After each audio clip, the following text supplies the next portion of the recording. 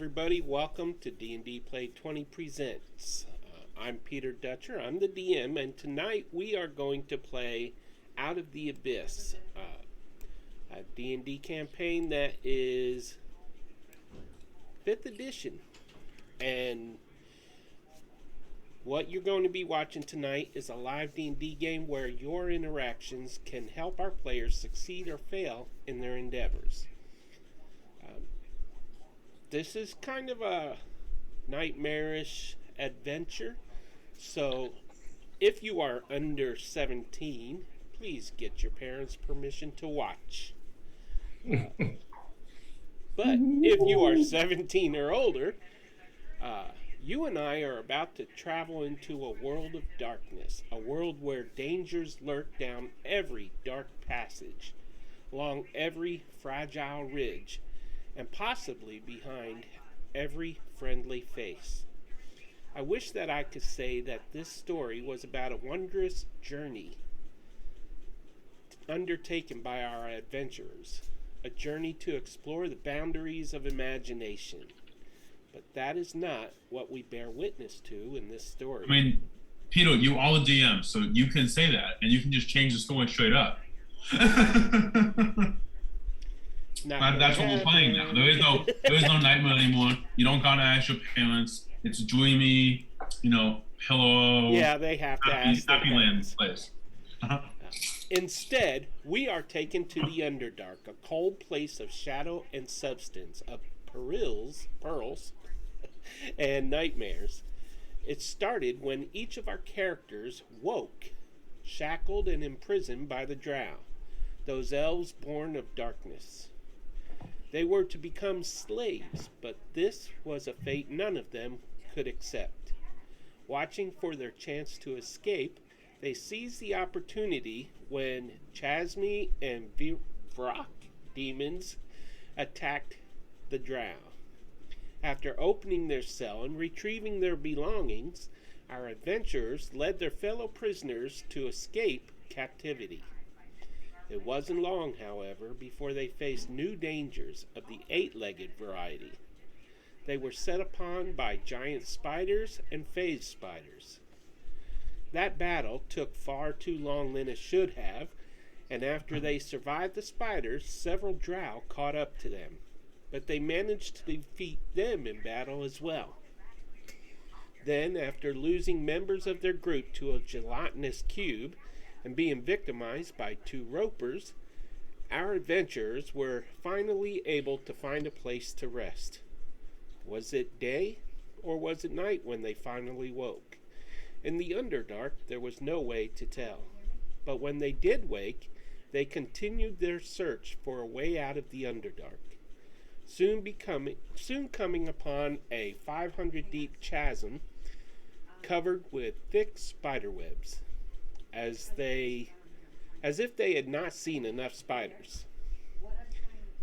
The chasm was 5 miles long, and it took time to work their way across it, during which they encountered multiple threats and met 2 goblin web runners named Yuck Yuck and Spiderbait, who offered their services as guides in the Underdark, for a price that our adventurers were unwilling to pay. It took time, but they finally reached the end of the chasm. Climbing out of the webs and onto a ledge and into a tunnel, they followed it, and they came into contact with some gnolls who were chasing some hook horrors. The gnolls stood little chance against our adventurers, however, and once the battle was done, they decided to get some rest after a long and arduous journey. And that is where we join you now, guys. It is an almost restless night, plagued by nightmares. Each of you have them. Dreams of thousands of spiders climbing on the walls of the caves, coming toward you. You see blood and death. Prince Darendil is there, his flesh cut into, his body on display in an almost ceremonial position, as though he was sacrificed by some unknown entity. And then finally, you come awake to his screams and snarls. You all open your eyes to see him raging in his sleep, tearing at his clothes and rending them. And then his eyes snap open and he springs to his feet, overcome by his curse and attacking the closest person to him. And that is where we begin. Prince Darendil is going to attack Ront. One disclaimer for tonight. There are going to be innumerous hard to pronounce names, and I am going to mispronounce them constantly. So feel free to make fun of me. And that is where we begin, guys. Are you ready? Yeah, let's do it. Yep. Okay. So, Prince Darendil, for those who don't remember, he was a fellow prisoner in your cell originally, and even though he has the form of a Quaggoth, he told you that he was actually an elven prince who had been turned true polymorphed into what he is now. Unfortunately, the animal within him now tends to come out when he gets under stress. And in this case, the nightmare has certainly stressed him out, and he is going to attack Ront and leap at him in a berserker type fury. And he is going to... Wrong button. He is going to attack Ront, who has... The first attack misses. Ront is able to dodge, but the second one definitely hits him, and Ront takes 9 slashing damage.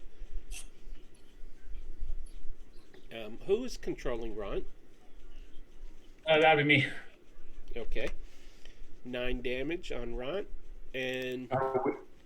Are we awake or are we still sleeping? Everyone is awake. You opened your eyes to see the Prince Darendil tossing and turning in his sleep and ripping at his own clothes, and then he leaped up in a fury and attacked Ront, who was the closest person to him. Can I cast a spell? Yeah. Let me just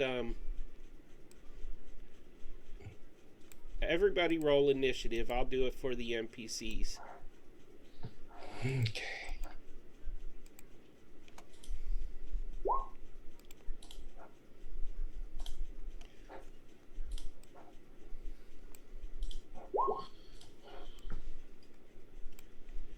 And it should, if you roll through D&D Beyond, it should add your initiative bonus to it.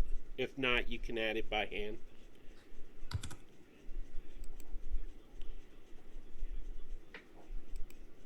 Ooh, it even sorted it automatically. Now, just to let you guys know, I did install some new software onto the server for the DM, and it is taking a little bit of getting used to. So hopefully, it's auto-sorting the initiative and everything for me right now. So far, so good. So, Wenny, you have top of the initiative order. His first attack was a surprise round on Ront. And so now we're into the turn order. Okay, Winnie doesn't want to get tangled up in this. This is a waste of resources. He's going to hold his action to attack if he gets attacked. Okay. But otherwise, let's see. And let me just see if there's anything else I want to do. Hey, Pete, Ron's not in the initiative order. He ain't going to live long anyways. You know what? I'm going to use steady aim. As a bonus action, you give yourself advantage on your next attack roll on the current turn. You can use this bonus action only if you haven't moved during this turn. And basically, I can't move. So I'm gonna, I'm gonna ready my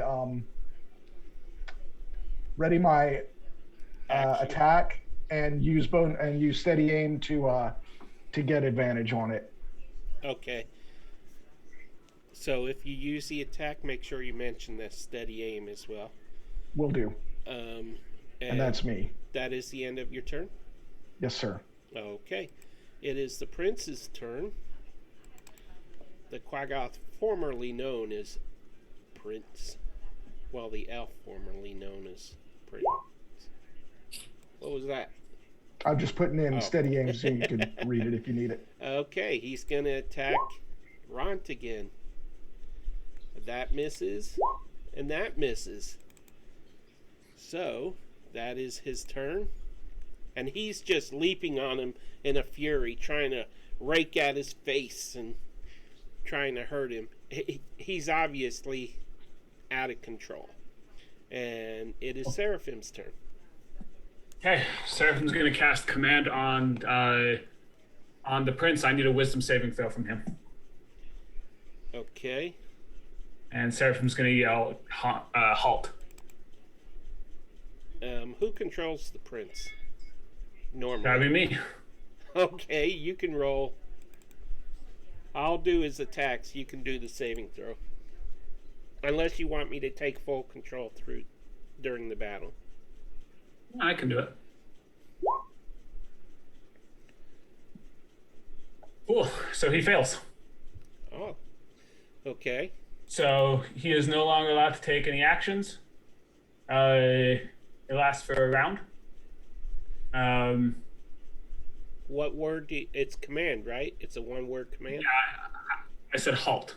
Oh, okay. So Seraphim is going to go right to here, put his sword and put his shield in between the two, and he is going to tell them to basically stop fighting like children. Well, I think Ront just wants to live at this point, but the prince, why don't you roll a persuasion roll? And 12 or higher will calm him down. 19. He breathes deeply, and he's huffing and he's puffing, and he's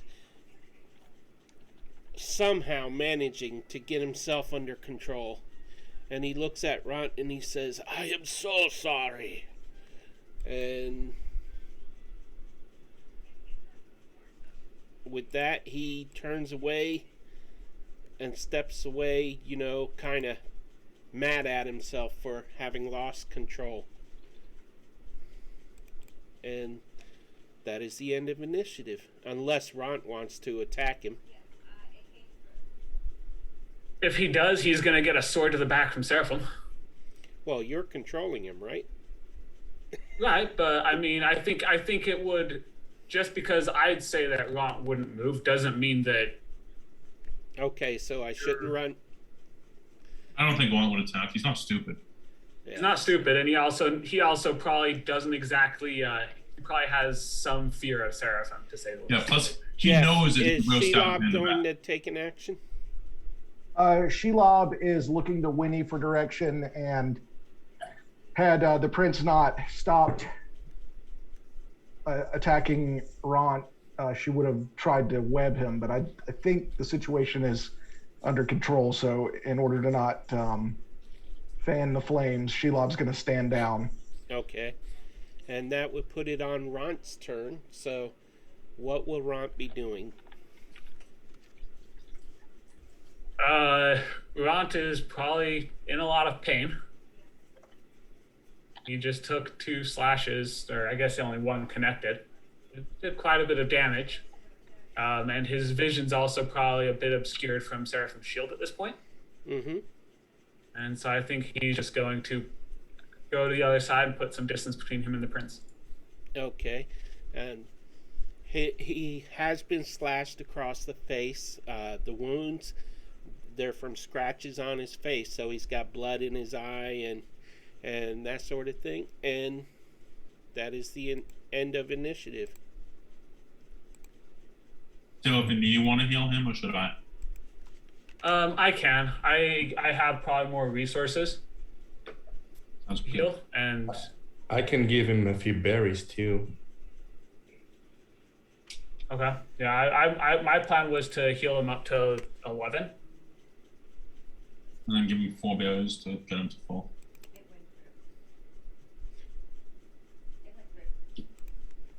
Okay, so after that rude awakening, you are all awake.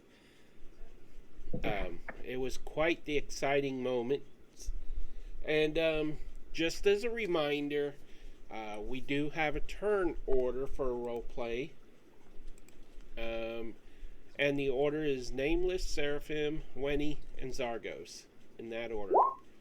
Alphabetical order. Just so you know. And so, Nameless, is there anything you would like to do right now? Now that you're always awake, but... I'm always awake, yeah. As a matter of fact, why don't you tell the viewers who your character is and race and class and that sort of thing? So Yeah, we I'm kind of nameless. never introduced our characters. Yeah, we haven't done this in a while. I'm nameless. I'm playing a Warforged cleric. That's me. What kind of personality does Nameless have?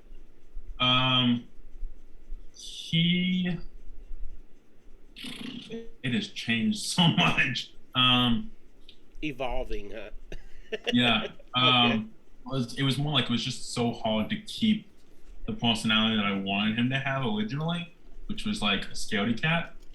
But you know, as the tank of the party and the healer, it's hard to. For me, myself, playing the character, it's hard to keep that in line. Personality, yeah. Yeah, because I want to get in the fight. So, what is he gonna do right now? He's just gonna go. He's gonna go over to the Did y'all prince. hear that? That was a loud boom. Okay, go ahead. Sorry to He's interrupt. gonna go over to the prince and ask what happened. Okay. Whoever has control of the prince can speak for him now. I did my part on him. Ah, crap! I haven't had to speak as the prince before. How do quaggots It speak? it seems that I've lost control. I lost control for a moment there and acted hastily. Are you okay now? I am okay, but what about the orc? He looks like he's seen better days, but it looks like some of our party is taking care of him and healing him back up, getting him back in Good, fighting shape. I did not act the way that a person of my level should, and I'm very disappointed in myself for that. I'm glad that you can see the error in your ways. And that's I can't say that it won't happen again, but I will do my best. It is hard to maintain a composure down here where around every corner could be your death. So, Daniel, which NPCs are you in control of? Boopido. Boopido? And what will he be doing right this second? He's just gonna go and go over I guess heal, because if I remember correctly from last time, he has a couple levels of madness mechanically, and so he's freaking out and kind of terrified, and a little bit cuckoo. so he sees this fight breaks out, and normally he is very aggressive and wants to fight, but he's kind of freaking out, you know, being woken up like this. So he's gonna go by himself over. Speaking of his madness, he becomes incapacitated over there for a round, kind of screaming, then laughing, then weeping, then screaming, then laughing, then weeping. Okay. So yeah, he's gonna do that over in like the corner by himself. Okay. And that will bring us to Seraphim. Please introduce your character and then what the actions of him and your NPCs are doing. Yeah, so I am playing Seraphim. He is a paladin warlock tiefling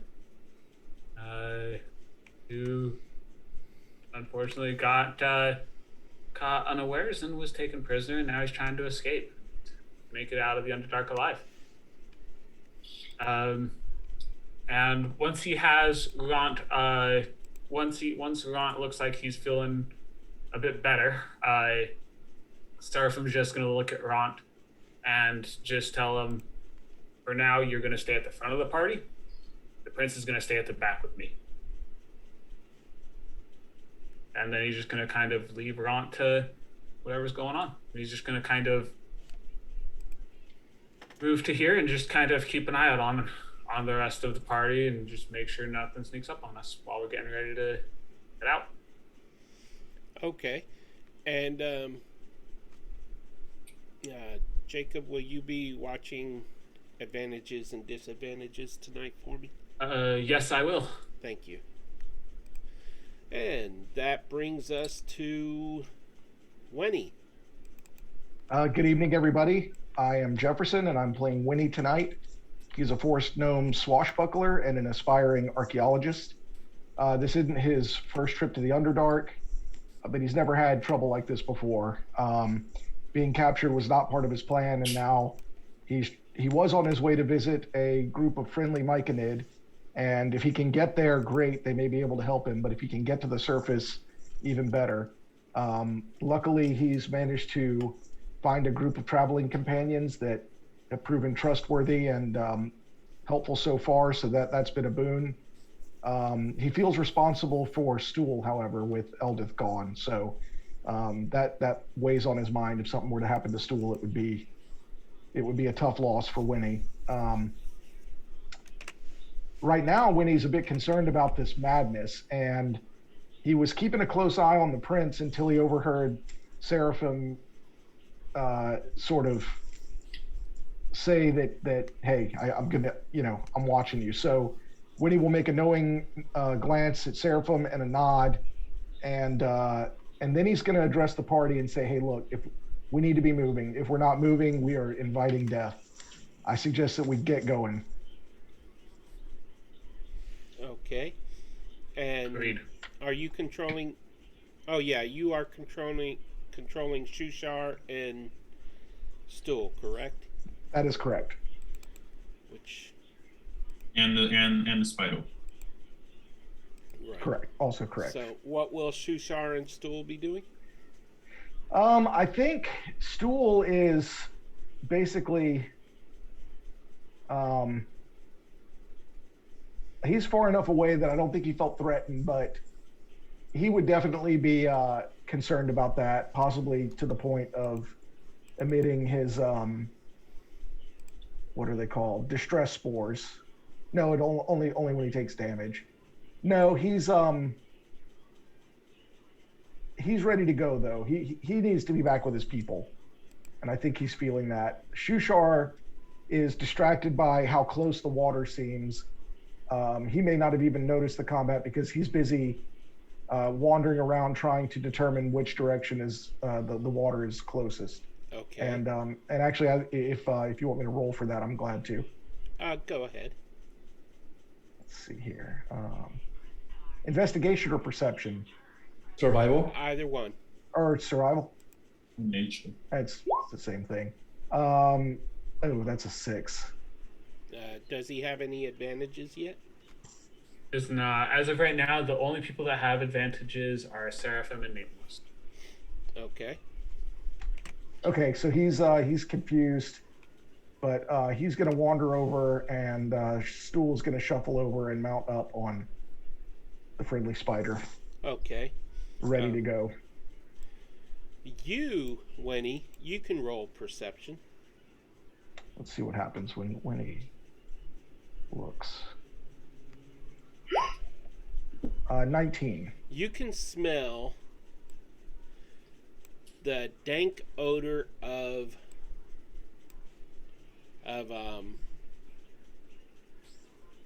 not stagnant water, but polluted waters coming from further south. I'm going to share that information with Shushar. Would Shushar associate that with his city, or would that indicate something nefarious? He would associate it with his city, Okay. or the waters near his city. Okay. I will share that with the group via the telepathy. By the way, would he be able to read minds at all? Shushar? Yeah, or is it just communication? Stool. Just communication. Yeah, I don't think Stool can read minds. That's what it says about.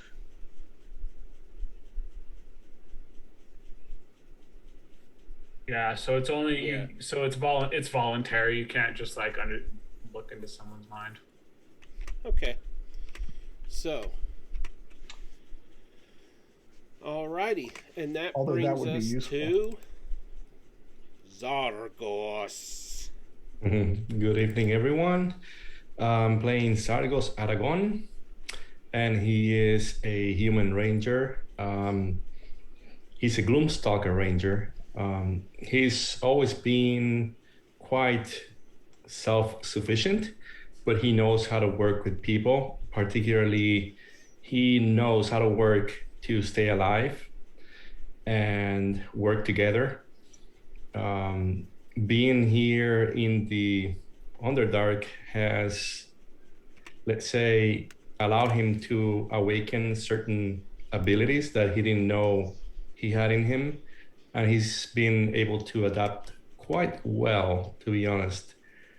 He's appreciative of the group that he's been living with for the past few days, and really can't wait until he's out of this place, even though he's starting to like it to some extent.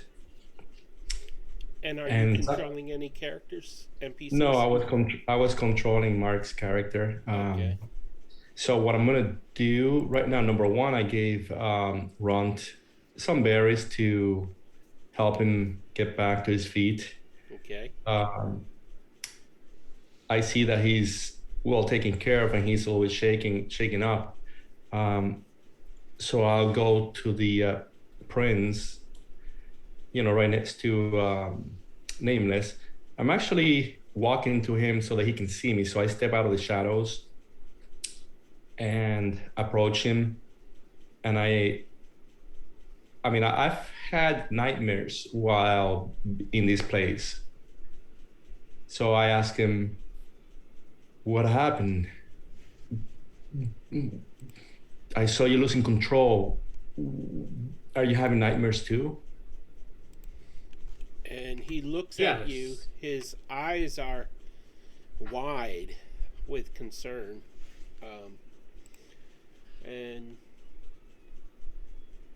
And then he responds.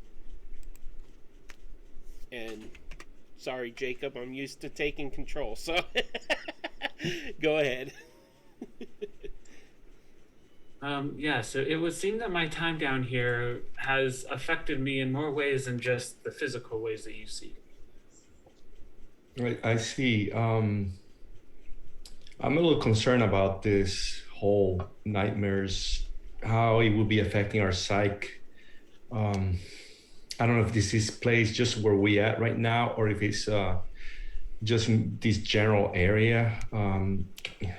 Let's try to keep it together, try to calm down, and we'll see. If you need any help, let me know. And as I'm saying this, I'm scanning him. I'm scanning his features, his face, his. You said that his eyes are wide open, but I'm scanning him for any signs of any changes compared to where he was. If I see anything physical that has You said changed. you can roll. Perception? Yeah.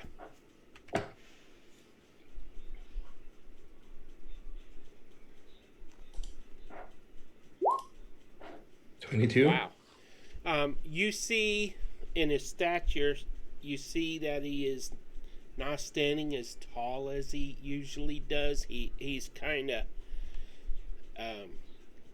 his eyes are full of fear. His stature is one of very low confidence as opposed to his princely confidence that he normally has when he's in control. Something has obviously scared him. You all dream the same dream. He dreamed the same dream as you guys.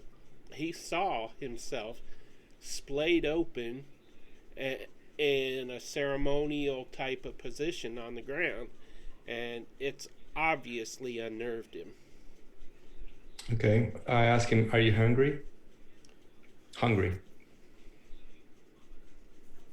No, I've rather lost my appetite. Okay. All right. And I'll stand back, just walk around and then offer people as I go. I'm not going to role play, but Nameless, Pupito, Seraphim, Ront, all of them. Just going to go around and offer a berry to whoever wants it to keep him well fed. Okay. Thank you. So anybody who wants one, just let me know, and then Seraphim will take one. Absolutely. okay. Wenny, okay. Anybody else? Oh, Stool and Shushar will both take. Okay. Guido doesn't really notice you. Okay, so that's gonna be four less. Okay. All right. I'm just keeping track of how many I have. Okay. And so, stepping outside of the game for just one moment, I would like to remind our viewers that if you follow us, you are able to comment in our chat. You become a member of our Pantheon, and you can you earn points, Pantheon points, that you can use to purchase advantages or disadvantages for our characters. And DM.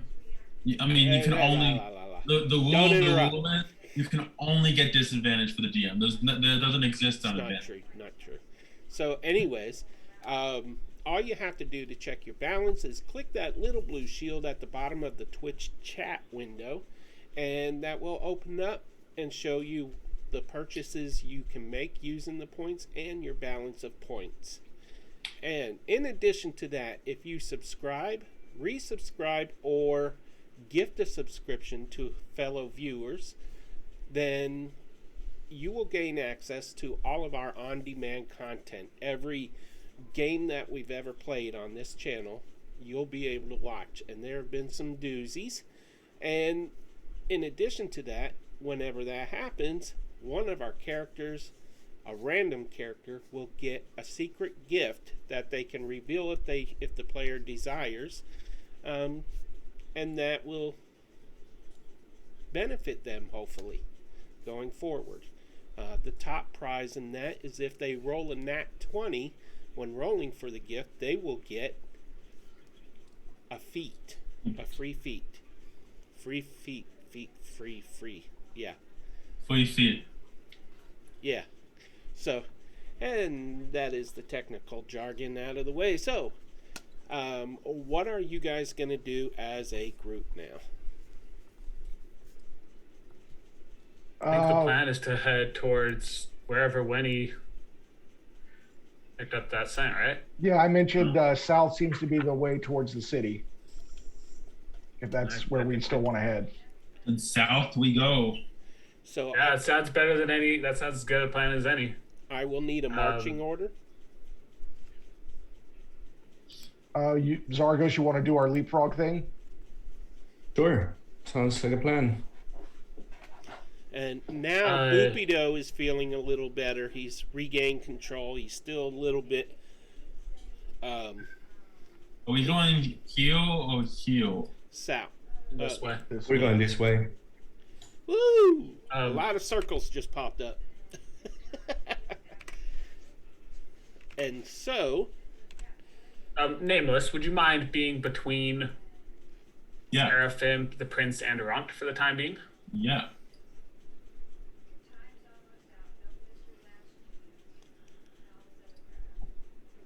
So. And I'm going to ritual cast my Tensor's floating disc just so that I have it in case someone needs a ride as we saddle up. So I have that for an hour before I have to do it again. Okay. And we can start moving now. Okay. All right. So I'm gonna nod to the group. I'm gonna step in the shadows and start moving my way south and making my marks for them to follow if I don't see anything threatening.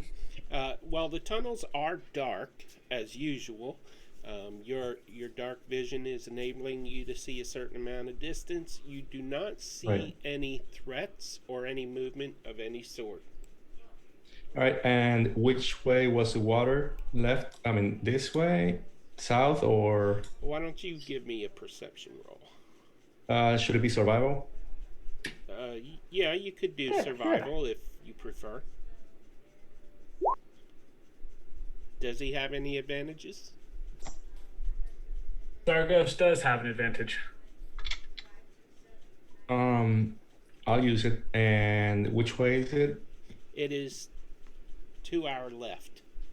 Okay. So That was from Newborn Nerd. Thank you. all right.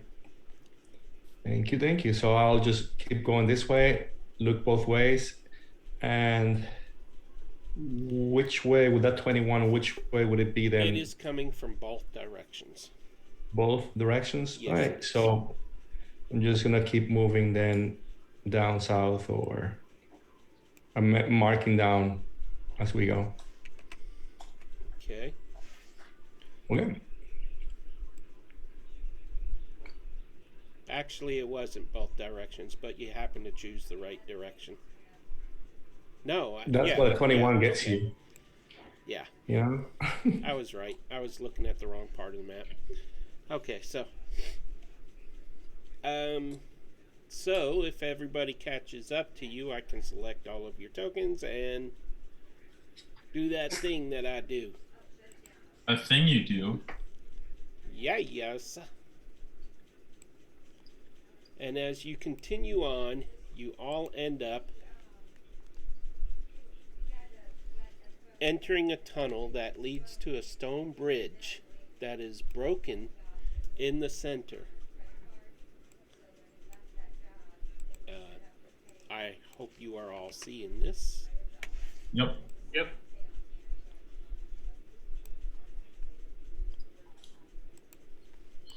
I'm trying to find. Oh, there it is. Okay, so make sure our viewers are seeing it. And so this is what you see. Below the bridge is a raging river of dark water. It looks blue here, but it's really dark. And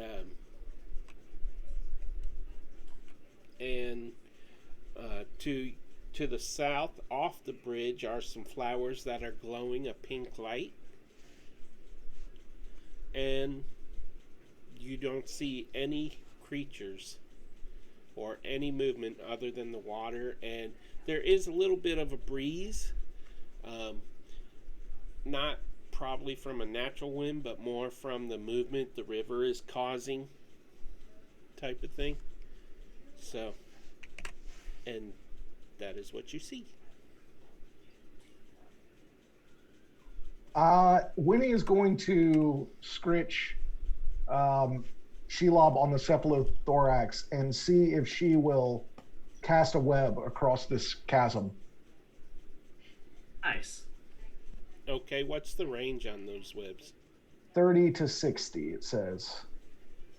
That'll make it. Okay, so you're going to have her move forward to do this? Yes. Let me just make sure there's nothing in here. I mean, this is basically talking about an attack, but DM, I'll let you decide. Yeah, how I you would wanna allow handle it. that. It's 30, Do I see anything? It's 25 feet across the opening, so Do I actively see anything around us, no, you do not. above or no? Okay. Seraphim is gonna go ahead and like look to see if there's like a rock or anything around us. He's gonna pick it up and just kind of toss it off the side into the water and see what happens. It plops into the water and disappears beneath the raging waves. Does it sound like it's like, will he fall down? Oh no, it's about 15 feet beneath. You can see where the water is. Oh, It's okay. about 15 feet down, 10, 15 feet down. It's not far enough to suffer injury if you fall, except that the current is very strong and it would carry you away. And someone's having fun drawing webs. I was wondering what that was. I'm gonna but off the side of the water, not on the web pole. I'm gonna cast Produce Flame and just toss a little fireball down into the water to see if it illuminates anything.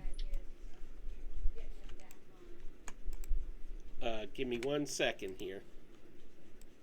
Well, we got a homemade web and then we got an actual web. Yeah, that one looks better. Sorry, Peter. I just got He carried obscure away. yours. Oh, that's just so disrespectful. While That is he's so doing that- No, right? disrespectful. You should have just kept the homemade web. It was so much better. Ha! In your face. He tried so many different designs until he finally figured out the spiral was the best. There you go. We still have a good amount of the pittons and rope, right? Yeah. Yes. Seraphim's going to ask if someone can hand him a pin. He's going to hammer one in because I'm assuming that on the side of the walk is like a bit of a wall, right? Yes. How tall is it? Maybe a couple feet. 2 or 3 feet. I'll Seraphim give is you going one. to Seraphim's going to take it, hammer it into the wall, tie rope around it, and then he's going to hand the other end to Wenny and another pin and ask him to do the same on the other side. Sure. So that way, while we're walking across the web, we have the rope to hold on to should the web fail. Okay. All right. And whoever does not feel confident about walking across can hop on the disc and it'll just float there for you. Can I just say, I expected this to be more of a challenge for you I know, I was guys. thinking that. I was thinking that you expected this to be a lot harder. You should have made it like, floating disc. you should have made it like a 50-foot gap. I figured y'all would be tired of webbing by now. Hey, webbing won't. But when I Nothing cast works. when I cast Produce Flame into the water, did I see anything down there or just water? If you cast Produce Flame in there, don't you need a flame source to do that? Or does it start up No. the flame itself? Oh, Well, It's it would have produced. went out from the water. That would be control flames, what you were referring to. That's produced, so he makes Okay. it. Do we need to roll a dex check or anything? I know it feels way too easy. It is easy. That's a pretty sturdy web. I mean, Well, we, it wasn't meant to be this easy. we I walked know. 5 It just miles makes the of bridge webbing. for everyone. Hey, DM, in all truth, that is considered difficult terrain for anybody who doesn't have web walking. Yeah. But you're not in You still- initiative, so. At least not yet. Whoa. Calm yourself. Okay, right, so you make it I'm in the across. shadows. Don't anybody move. Don't Jeez, I'm anybody just move. we're just all so clustered up. I wanna it's hard to see anything. I need to get on the right layer. When I say that, that means something's coming. Oh.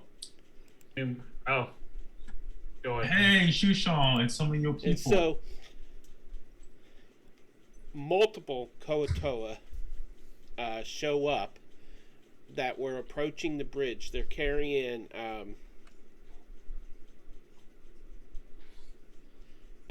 fish that they caught in the waters, in other waters, and that sort of thing.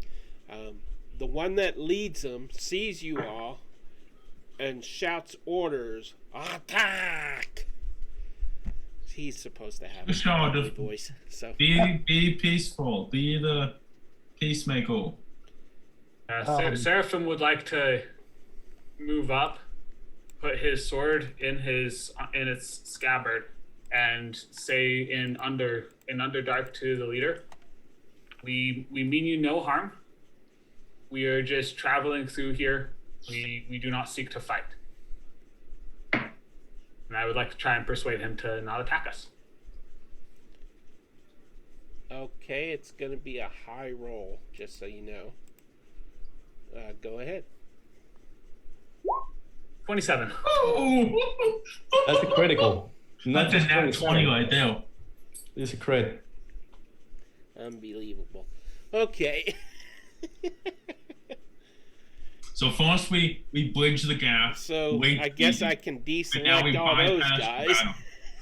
Can you do something else, Seraphim? Can you ask them to give us the food, the fish, all the tools, You just got that everything else? that you know, nat 20. Can you just give us Because they like you so much. You know, as tempting as that would be, Seraphim's more focused on not fighting than anything else. Of course. He's not going to push his luck. Okay, their leader comes forward. Now I have to do an NPC voice. Dadgummit. Just make the Danny, same voice as I'm not going to do the bubbly voice. Yeah, remember I'm invisible here now. Okay. So Shushan's probably super excited. He approaches. He comes halfway to Seraphim and says, "What are you doing here?" We are just traveling through the Underdark, and we lost our way for a little bit, and so we're just trying to find a way out. You are not welcome in our kingdom. I obviously avoided saying that name. Sloobludop. Sloobludop. See, this is going to be a nightmarish night for Can you my type it? pronunciation. Huh? can you type it Type it in. somewhere Oh, can I Then type have Siri say it. in the chat? Okay. Yeah, Seraphim is going to turn back to Wenny and Shushar. Yeah, Shushar's already And- walking towards you. Yeah, Shushan's probably And yeah, super he's- crazy excited. He will let Yeah. Shushar. Okay, Slubludup. Slubadop. Oh, you show-offs. Not that hard. Does Shushar recognize these people?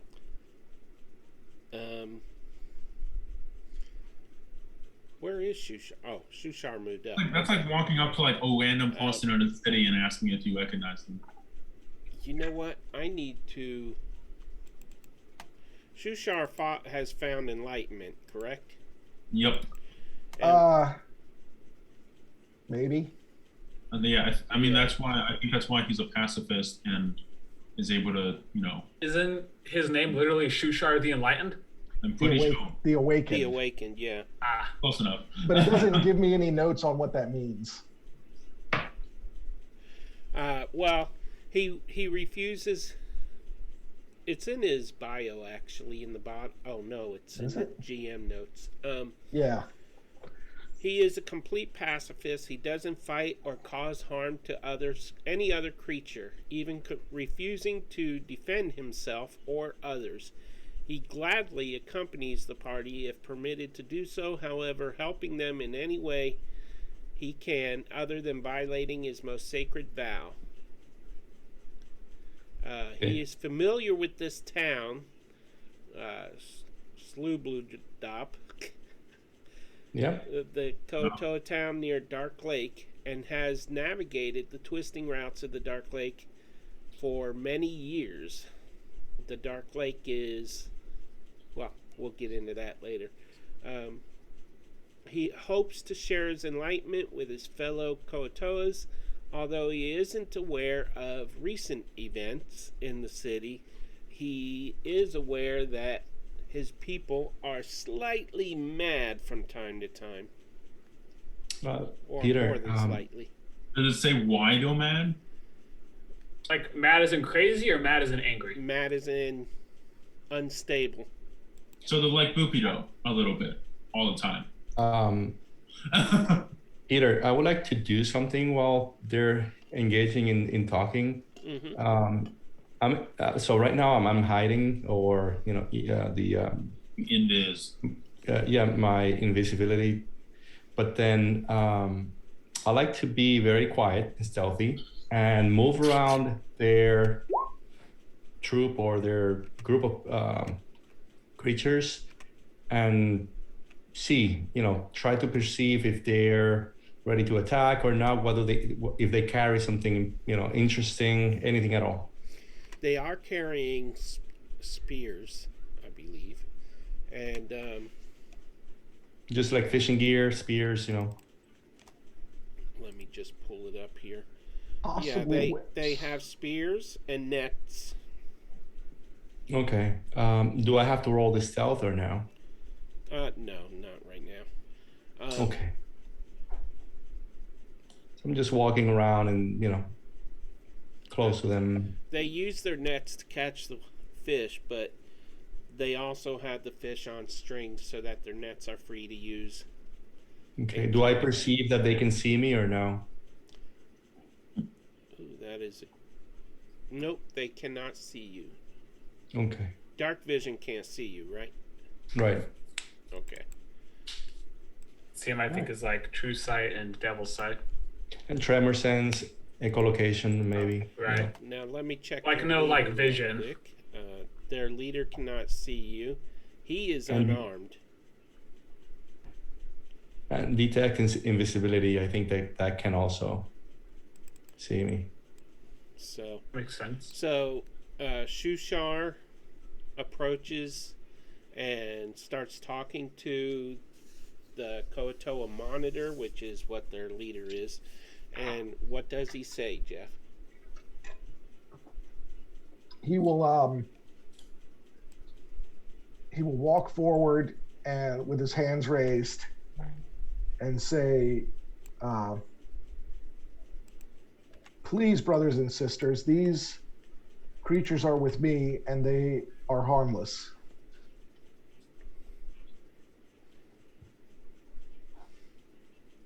Why do you come here? Why do you bring them here? You know that we are not tolerant of other peoples. We were persecuted by the Drow, and I thought this was the safest place to come. Let me interrupt for 1 second. Shushar would know that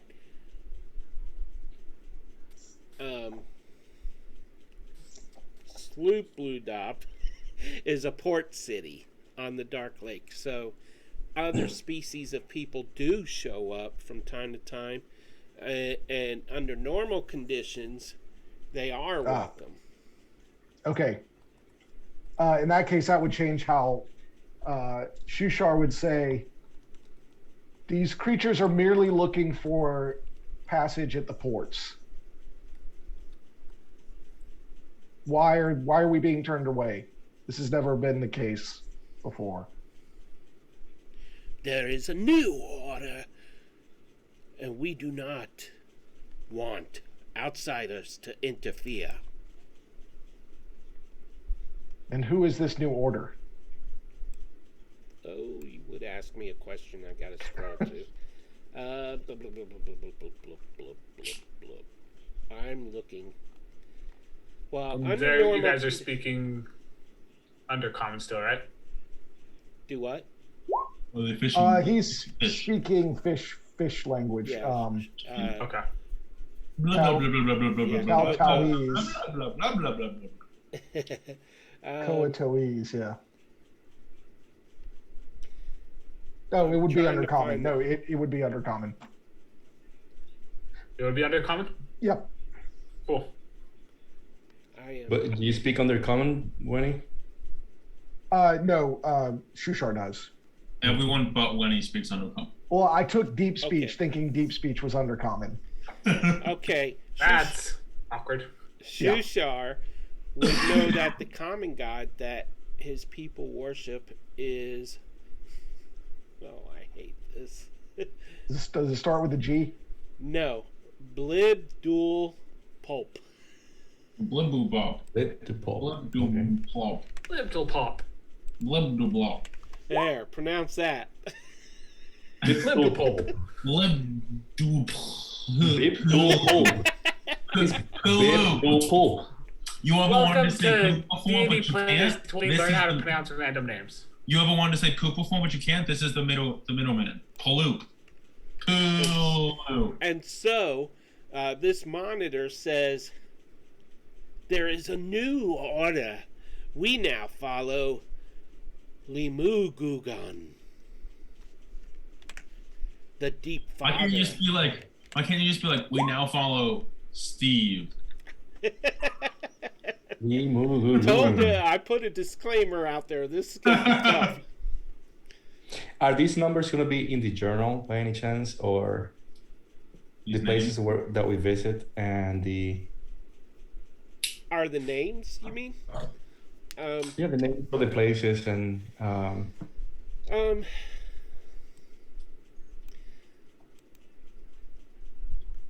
just well, wondering. you don't you have? Didn't I make you a handout you can all edit and add to? No, I didn't, did I? Notes, player notes and resources. Right. We can work it out Here, I will. on our off time. Party notes. All players.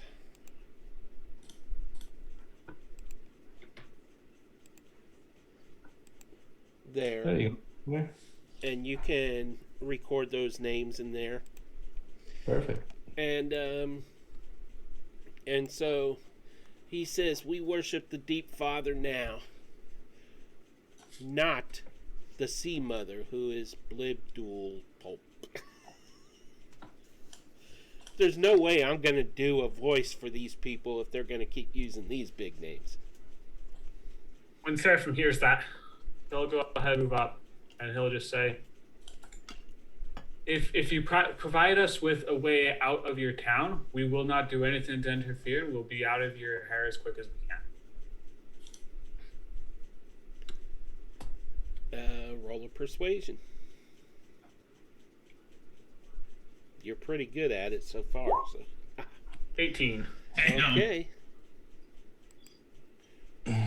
If you do not interfere in our business and you leave quickly, you may pass. I think that is Perhaps. fair.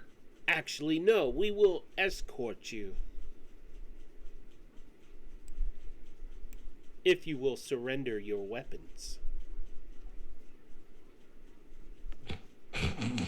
Winnie is going to use the telepathy to speak to Seraphim and say, I don't mind doing that if we get him back when we depart, but I'm not giving away anything anymore.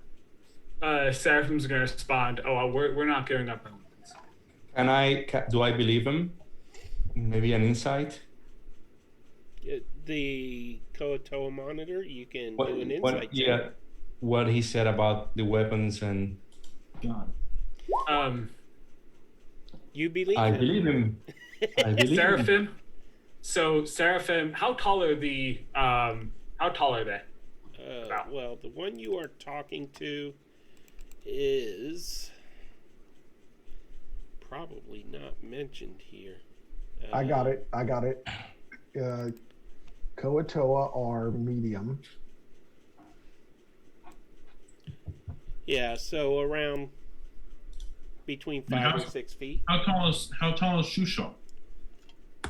It doesn't give specifics. So Seraphim will look back at his party and at the Kotoa and the monitor. I assure you, we will not cause any trouble if you let us keep our weapons. If you attempt to keep our weapons, though, we will put up a fight, and I would recommend against that. And They're about 5 feet tall, 160 pounds. Okay. he is going to try and intimidate him into letting the party keep their weapons while he escorts them. And Winnie has been slowly moving forward with Sheila, who will look as intimidating as possible right behind Seraphim I'm gonna to the effect. I'm gonna pat Seraphim on the shoulder with guidance.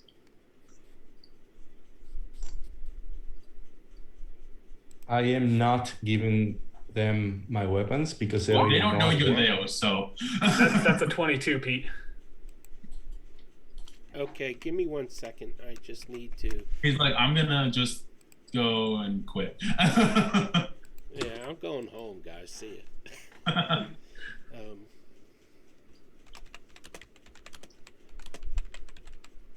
Nizargos, as far as this whole deal is concerned, you don't have to give your weapons because they don't know you're there.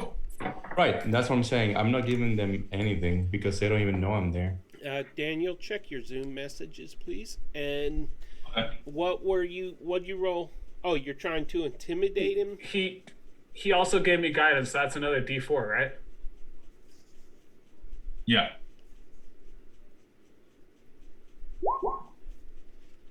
So that is a 24 for intimidation to let him That let succeeds. us keep our weapons. That succeeds. And he says, "Very well, but we will still escort you." And so, Ah. single file, you may. Well, one of you has a giant creature, so that's going to be a tight fit. So they make way for you all to pass between them. Their leader, follow me. Seraphim will, using the telepathy thing for us, he'll say to the group, "Let me be in the front. Zargos, stay close to me." And I'll be right behind you. Just as like a Actually, no, he's gonna say Zargos, stay ahead of them. Actually, yeah. Okay. Like- And And I'll try to do that. My guess is that Shushal would be really excited and want to be in front because he's finally getting to see his people. Okay, so you may move your tokens into position between them. I have a question. Are the spores selective when Yes. they attach to? Okay, so they don't attach to the Quatoa, right? No, Stool would have to release them. yeah, I think it's not like a continuous effect, right? It's just like once it's up until we move out of range. I think that the way it works is that he releases them, and then for the next, I don't know if it's 10 minutes or so, we can communicate telepathically. Well, we've been doing it so far so that they're selective, so that's how we'll do it. Perfect. Yeah, Thank you. it's- Like, in it says he previous releases, and then it's an hour. You're Oh, an under hour. the Okay, effect there for you an go. hour. So, yeah. Perfect. And you'll have to be in single file. Well, it's not a single file lane. It's a 3 wide. Yeah, but you'll be stepping between into the midst of the Koatoa. See. Right. So, Peter, what I'm doing is that I'm just walking right next to them. If they get to a place that they're going to be, it's going to be narrow, I'm going to try to be ahead of them and then pass before they get there. Okay. Because I don't want to be in between anybody of the party. I want to be flanking them at all times. Okay, I'm gonna just move yaw up a little bit for selection purposes here. Mhm. There you go. And copy. Oh, In.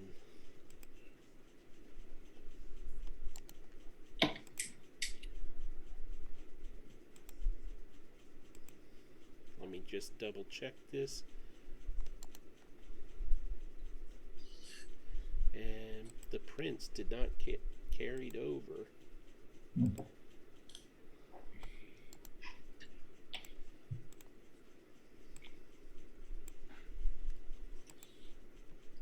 Okay. Okay, so they are. I'm trying to move stuff into a usable path here, but yeah, so as they lead you into this area where there's yet another river. You can see a flimsy wooden bridge crossing over from one side to the other up above your heads. It is approximately 15 feet above your heads, higher than it would be above your heads if you were under it. As we move, we're going to move over it because I can't do 3D, and they are slowly ushering you forward. They have their spears ready, pointed inward in case any of you try anything. And the leader ushers you forward.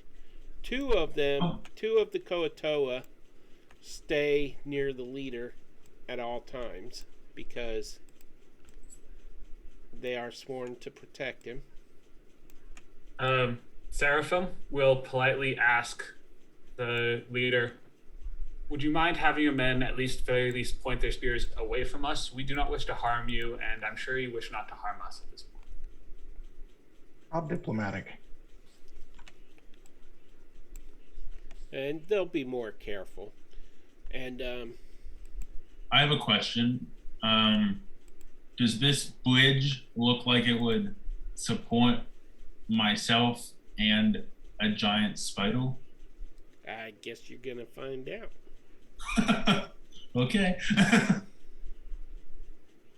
And so, as you work your way around,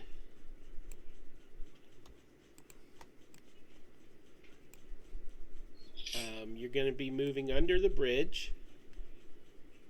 Wow, this is like so hard to do with. I'm always trying to stay a few steps ahead of them. Yeah. So, yeah. And It's a cool map. yeah, I like it too. This map was designed by Tom Kartos and was free to use. And so, as you move forward, did you move forward? Yeah, I'm moving. I just wanted to let everybody get out of the way. Okay. And so, let me check. The viewers are not seeing our movement. There we go. And so, we're all going to move this. I did not foresee this much issue moving them. Yeah, now we're going diagonal, which just makes it even harder. Yeah. So I can move. I'm just going to select a bunch of people and move them. It's easier. Okay, yeah, that works. I'm sure you also weren't anticipating having to move quite this many tokens. Yeah, you would just expected them all to be dead by now. Yeah, exactly. And so they are moving forward, ushering you forward. I thought we were going over the bridge. Yeah, you have to circle around to get to the bridge. Oh, we're going up. We're going. Yeah, you had to go under the bridge and circle around. Under and over. Let's see. Okay, and anyways, so Winnie, can you move yours? Because it's Sure. just easier that way. Yeah, I'll take care. I just was waiting to see where y'all were headed. And they are moving forward.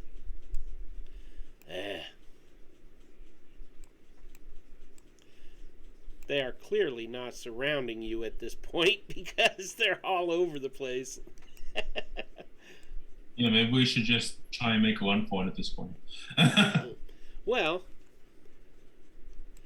as you guys are ushered forward,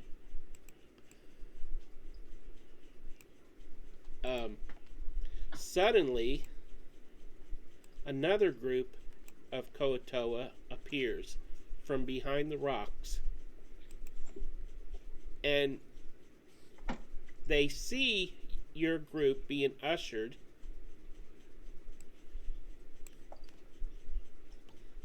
and they can tell. They immediately attack the other Koatoas. Okay. Huh? What? Oh, sweet. Sectarian violence. Yes, they immediately attack the other Koatoans. Do you protect the group you're with, or... Do they say anything before they attack them? Well, in the far back of their group, you can see two more Koatoan monitors, and you can see a priest-looking dude. One wearing robes. And Is that the father of the sea? Let's hit the road. he says, in the name of... You got this.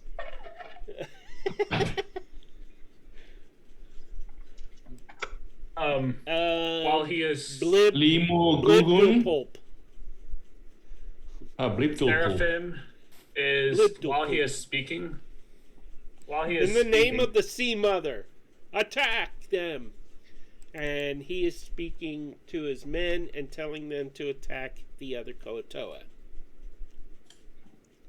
while he is saying that, Seraphim is going to shout grovel at him. And I'm going to need a wisdom saving throw. Grovel? Yep. Means get to the Wow. ground, basically. I never would have thought to use that word. Bow Good before thinking. me. Wisdom? Wisdom 15. Oh yeah. Do I have advantage? What do you think? Unfortunately, no. Okay, so he falls that's to his sad. knees and starts groveling, begging his men to attack the other Koatoa. Seraphim is going to look at the rest of the Koatoa and say, if you do not wish to suffer the same fate, you will not attack us. Or these Koatoa. Well, they attack. So, because you got one group is following the Deep Father, and pay attention to that name because it's important. And the other group, the northern group, is worshiping the usual Koatoa god, the Sea Mother. And so Shushar would recognize the northern group as followers of the proper Koatoan god, even though Not he's a anymore. peaceful one. He is awakened. He is now Right. going right. to step forward. He's a man into of this. peace. Yeah, he's going to step forward between the two groups and say, brothers and sisters, please do not harm one another. We are all Koatoa here. And he's going to do his best to persuade the groups to stop. Okay, roll wisdom Shushan, I think this is your death. for Shushar. Yep. 16 Sandwich. could be worse. 16 fails. And All right. the leader. Hang on, before let me get one more thing out. Okay. Because he doesn't know he's failed.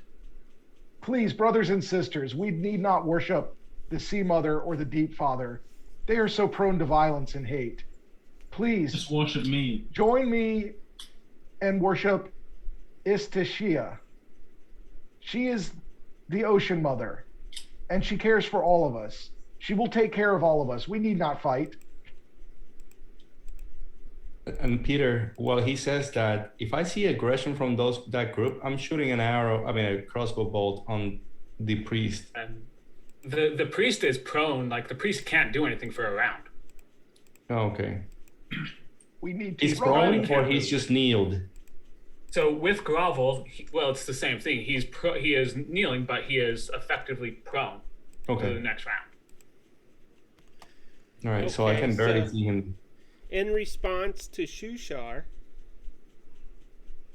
the two monitors in unison shout, "Blasphemer!" And you are in initiative. Okay. Go ahead and select your tokens and roll initiative through D&D Beyond.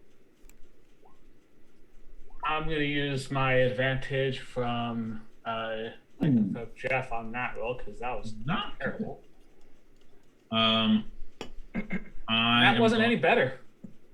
I'm It gonna only use. matters in the first round. I'm gonna use an inspiration to try again on my initiative.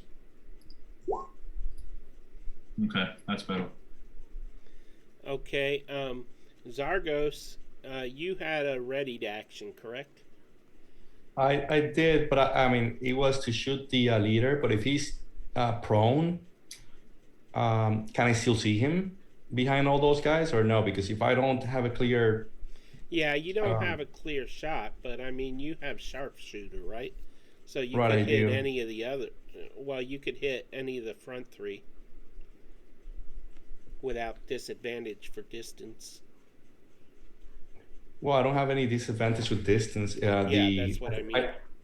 Right. I can pretty much hit any of these guys, but I will not really shoot if he's prone. I'll just sneak up on him, when I get a chance.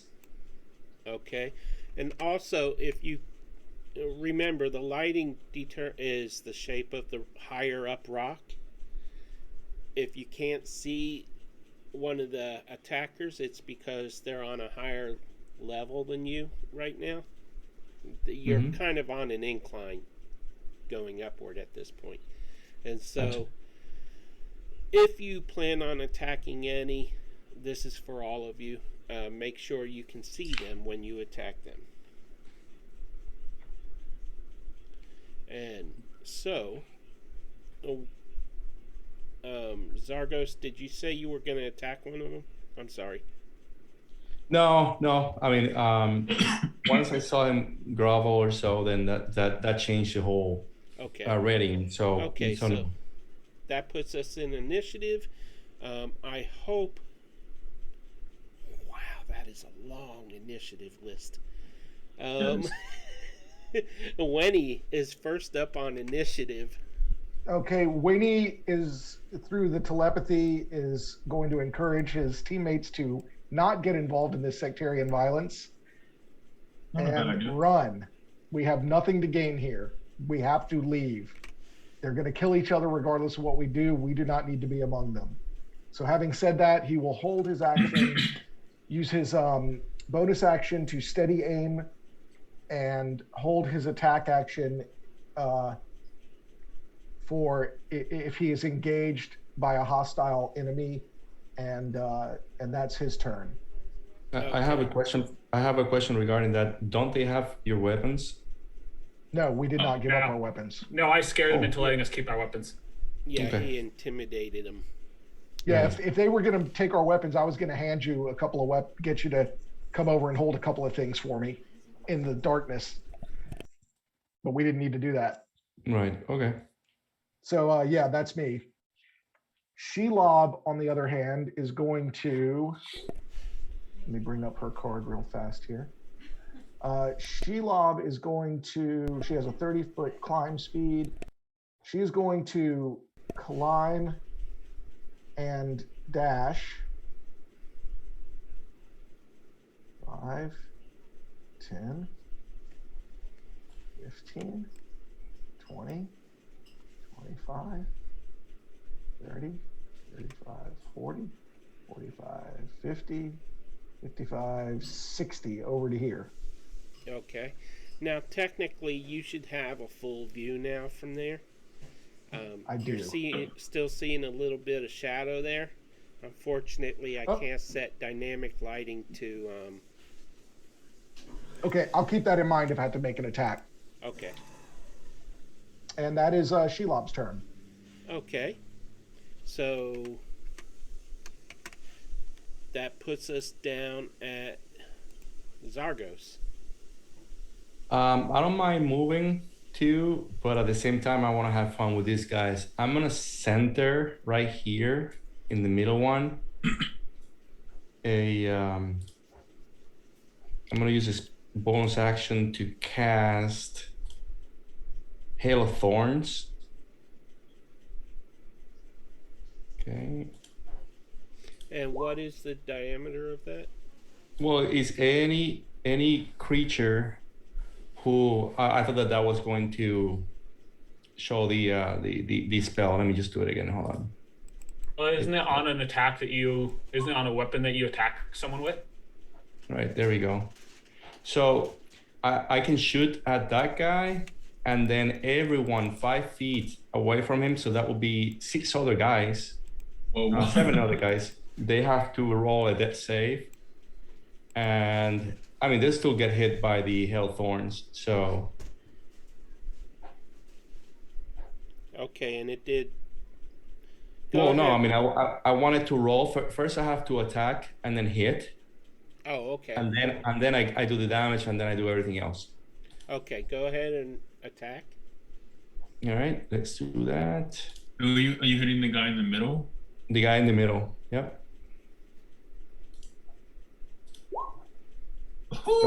That's That with hits. the Nice. and with the sharpshooter that would be 17 to hit. Does that hit? Yes, it is. Okay, perfect. So the middle guy will get 9 plus 8. No, plus a D8. Oh man, that's horrible. And he will also get 10 more, so 20 points of damage.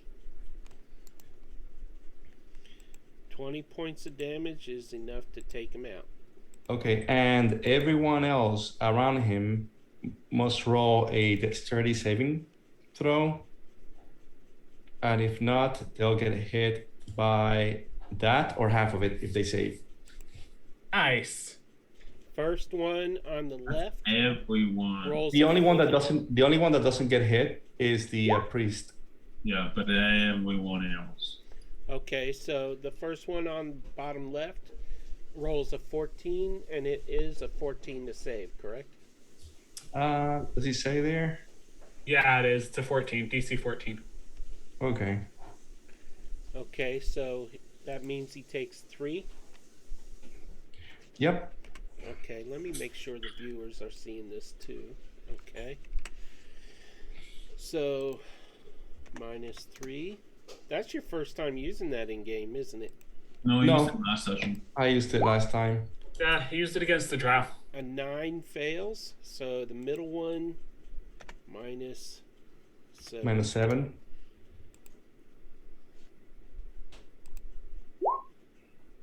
Save, so -3. That's a pretty nice, when they're clumped up like that, I mean, it's just too tempting. That saves. Man, so these guys are minus- good with their deck saves, though. And this one failed. -7. And then the monitors.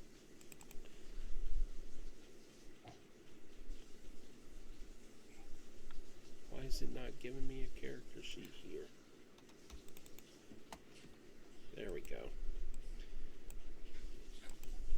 So they don't even know where that came That from. one saves. So -3. And the last one, a nat 20. Whoa, 2 nat 20s. Yeah, right? -3 also. I don't know. I think a nat 20 should be no harm, Minus but... -3. Thank you. 2 nat 20s. Okay, so took a 3 Peter, points you just of damage. used Right. 2 nat 20s to pass. I do have They're not another. mine, they're What's the wrong? enemies. He was wrong. I do have another attack with my Dread Ambusher. So I'm gonna go. Is that glowing right there? What I see? I mean that should be glowing, right? Yes. Okay. I want to stay away from that. Then I'm gonna go. If I move here, 5 feet away from that guy, do I get in the glow or I'm just outside of it?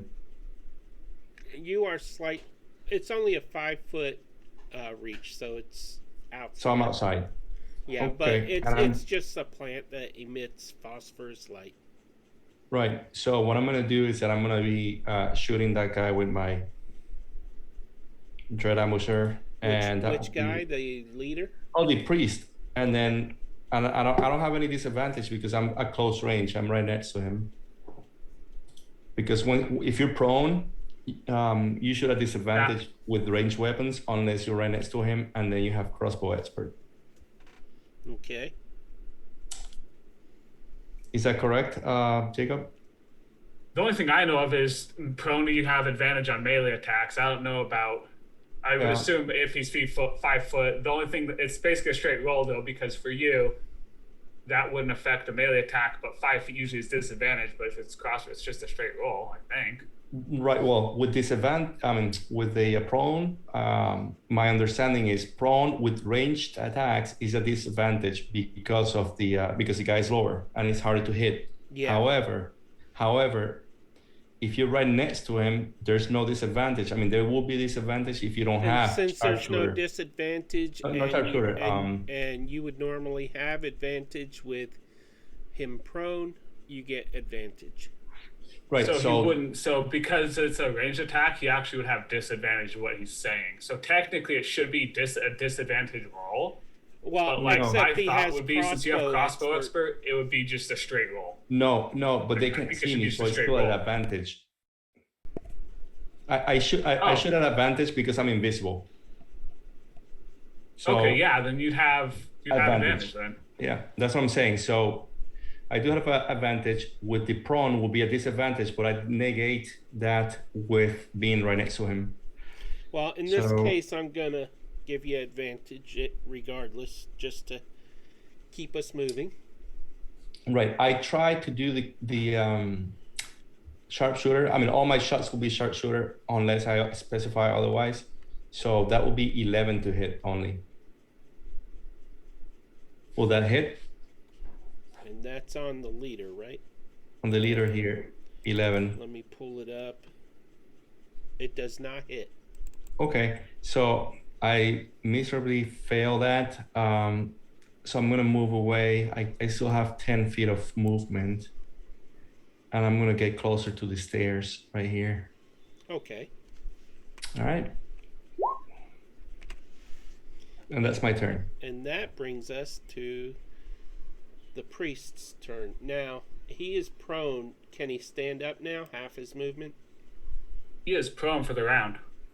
Oh, for the first round? Okay.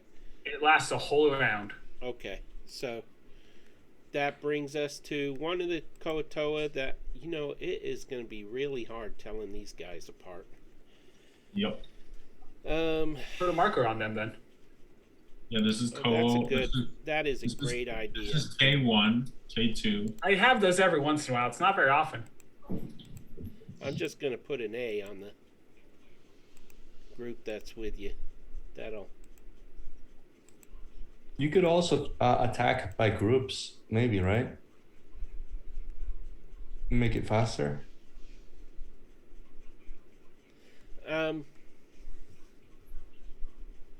It would make it a lot faster. It's just that one group would target one target, Oh no, you could just make everybody move on the same initiative, and then they could choose individual targets. But that way, you don't have to keep going back and forth. Right. That is a great idea. You would just roll as a DM, roll as DM, and then you move all your enemies on your turn.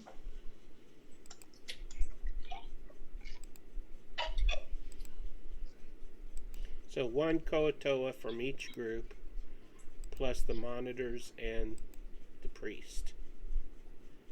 There, that shortened that list quite a bit. Okay, so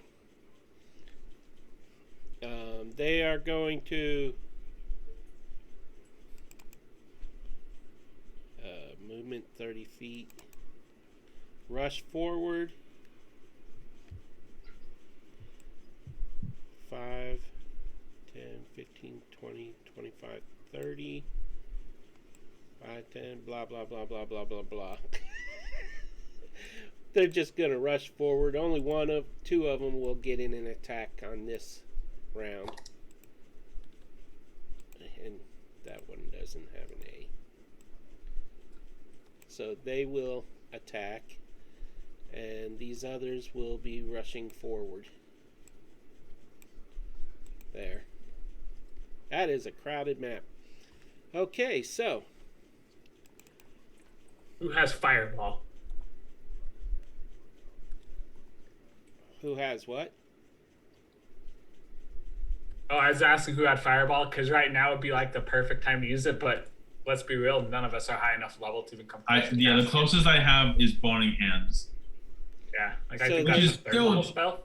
Still pretty good, but it's not Fireball. They crit failed on their first attack. Wait, how many attacks do they get? Oh, only 1 attack each. So, moving on to the other group. They are going to do the same thing, and they hit. And so,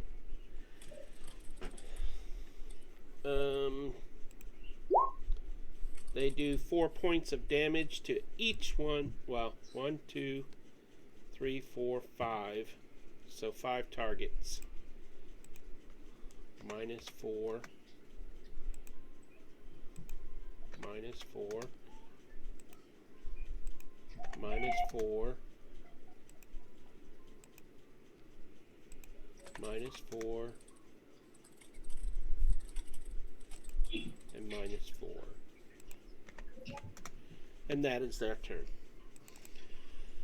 That is so much easier.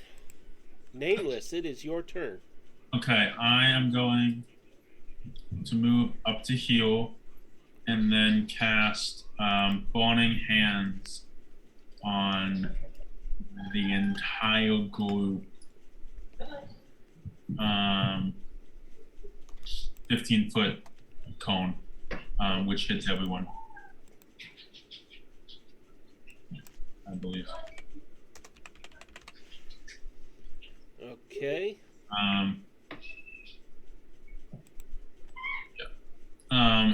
Okay. Okay. 15 feet, you said? Yep. So that would be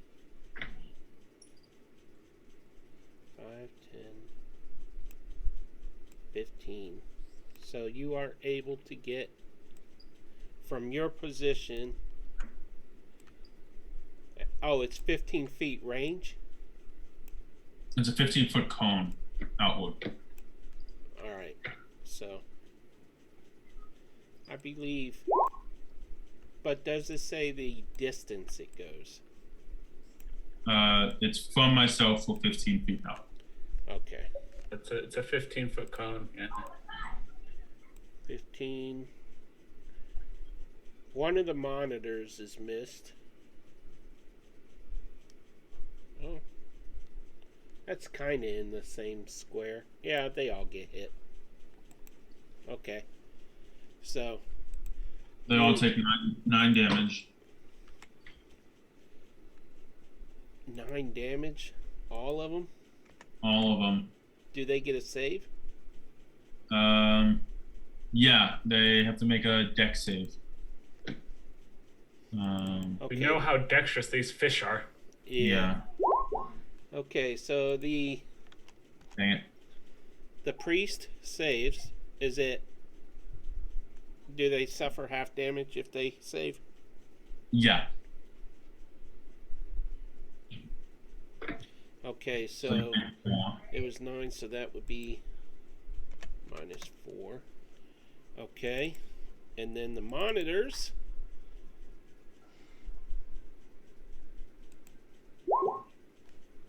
I'm rolling for both monitors. A 13, that is a 14. They both fail, so that's 9 points damage each.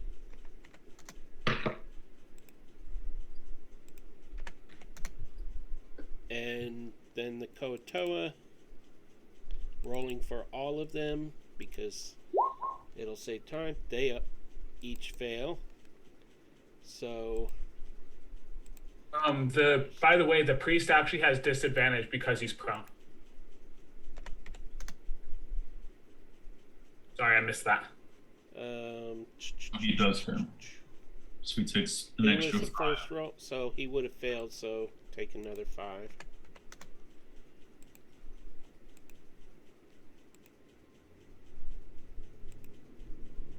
-9. -9. -9. Okay. Is that the end of your turn? That is. Yeah, that's it.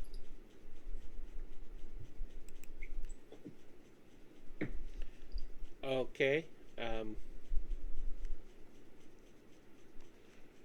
The monitor here, this guy, he is going to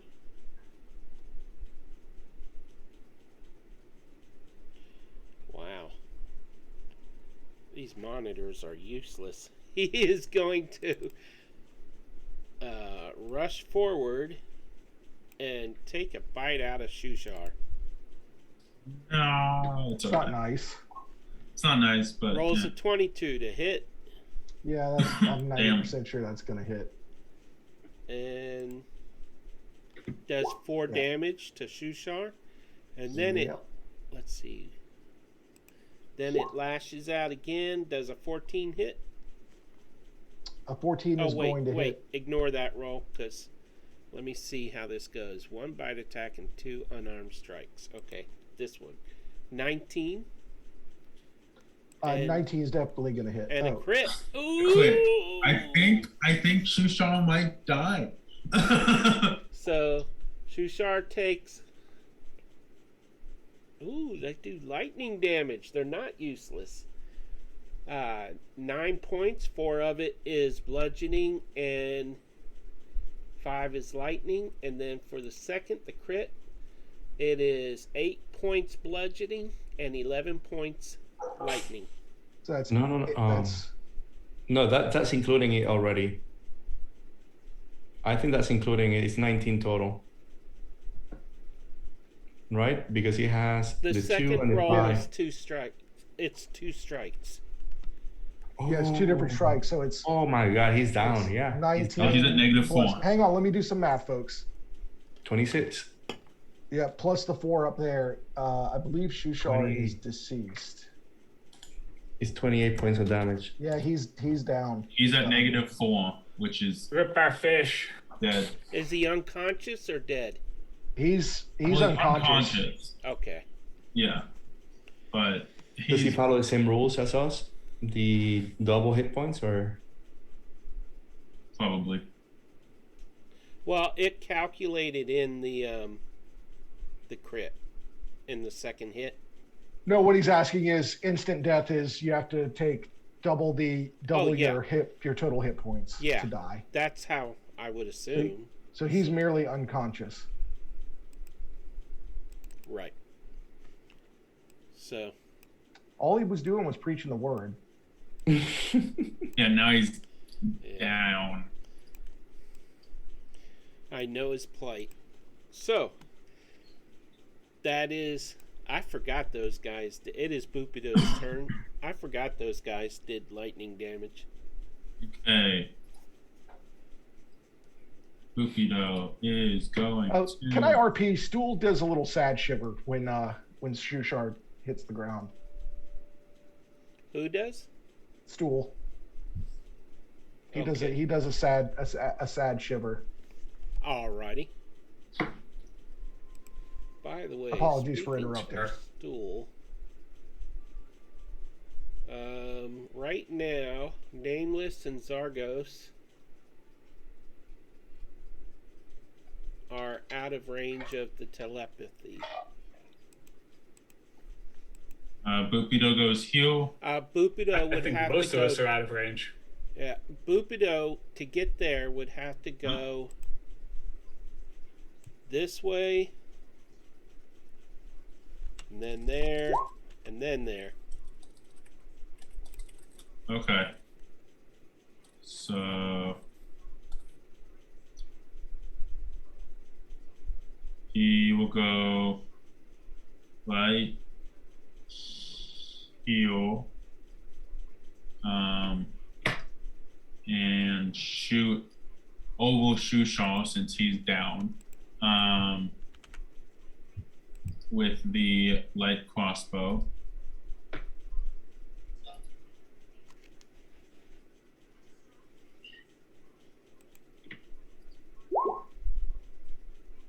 So does a 13 hit this guy, the guy in the bottom left corner? That is a Koatoa. A 13 does hit. Okay. And that is 8 points of damage, and he needs to make a con save. He instantly fails that con save because he is dead. Perfect. Okay. And that brings us to Ron. Alright. Ron's had a very confusing day. First he was attacked by his ally, and then somehow his group convinced a small amount of fish to escort them, and now the fish are fighting. And Ron likes to fight, so Yeah, he's definitely getting in that. he is going to, because he has aggressive. How much farther does that mean he can move? 30 feet of... He does have a crossbow now, so he doesn't have but right up close. this is Ron. He doesn't think about that. Well, that's true, but I remember last time he couldn't do that.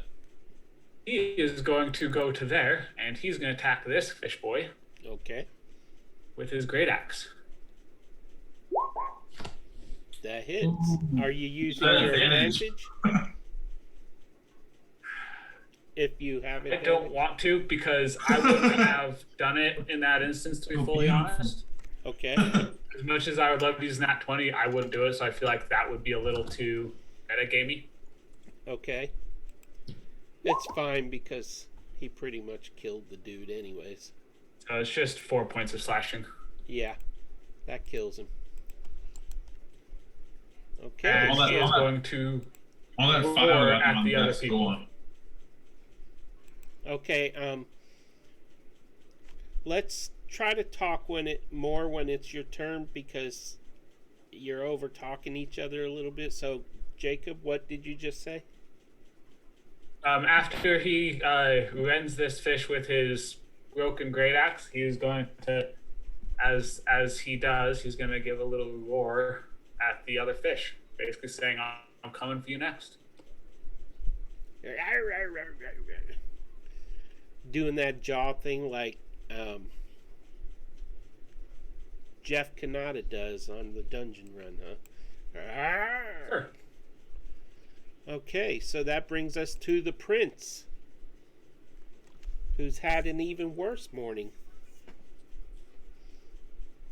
The prince, I don't think he's going to be able to make it quite that far, because, yeah, he only has 30 feet of movement. So he me because this got congested. He'll go to there. Can you try and As stabilize far as shoot he can shot? go. Actually, he can climb. He has. How tall is it up to here? It's Is it about more than 15 feet up? well, to the steps, it's probably more like 13 feet. Okay. So he'll climb up, so he won't be able to get quite to the steps, but he'll be like on the wall climbing up to get over the steps. If that makes sense. Okay. And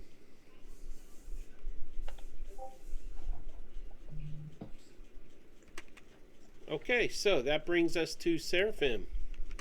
Boy, you're just getting all your turns out of the way, aren't you? Makes it really easy for me. Seraphim's going to go ahead and move to here. Okay. And he is going to go ahead as a bonus action, cast Hunter's Mark on this guy. Okay. Now, is And Hunter's then Mark he's- only ranged, or is it melee as well? It's any weapon attack. Okay. Otherwise, it would be kind of pointless for a paladin. Yeah.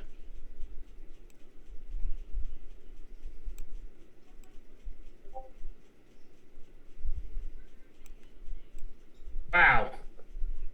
12 to hit. That was with advantage. I rolled terribly. Wow, I'm not even seeing that roll. Why am I not seeing it? There we go. What about our viewers? They're not seeing it either. Reconnect.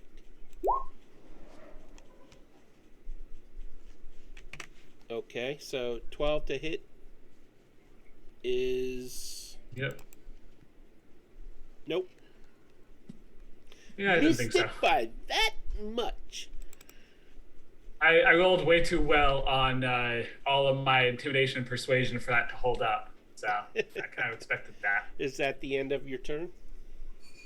That will be the end of my turn. Okay. By the way, missed it by that much was a quote from Maxwell Smart, for those of us that Yep. know who that is. And it is Stool's turn. Stool is sitting tight. He is distraught over the death of his good friend, so he is going to. He's sobbing in a way that only Fungus can sob right now. I think that's going to be his turn. Okay. And that brings us to one of the monitors, the other monitor. And it is going to... Let me pull up this character sheet. Clearly, it is going to attack Seraphim. This is appropriate. I attacked his priest, so it makes sense that he would attack me. That misses.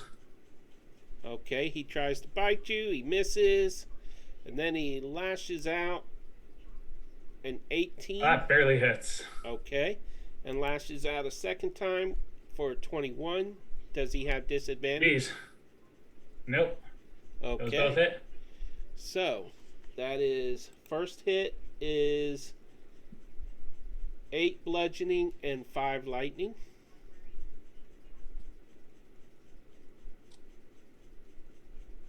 Oh wow, the target can't take reactions until the end of the Koto's next turn. Ooh, that's mean for me. And then 7 bludgeoning and 3 lightning. So, Alright. and that is initiative 4 when you can, well, initiative 1 technically, because it's after his turn, is when you Yep. can have a reaction. Okay, so that brings us to the other side's monitor, and he is going to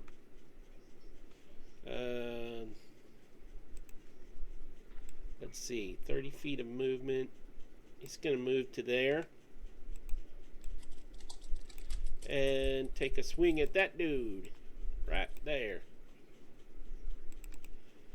And it will be a bite, a crit, and then 2 unarmed strikes as well, which might be redirected after this. The bite is 9 points of damage, and that one is down. And then he will move over to here and attack that one, and that was a 20 that hits. That one is down. And then he's going to move over to here and attack this one, and that one is down. Wow, that dude did some damage. And that is the end of his turn. Wow. Okay, so all that's left of the northern team are 2 monitors and the priest. And it is Winnie's turn. All right, seeing his companion struck down so senselessly has angered Winnie. He used steady aim last time, so I believe he has advantage on his attack. Let me just make a ranging determination here. Can I see all the way to the priest? If your vision can see it, you can see it. Okay.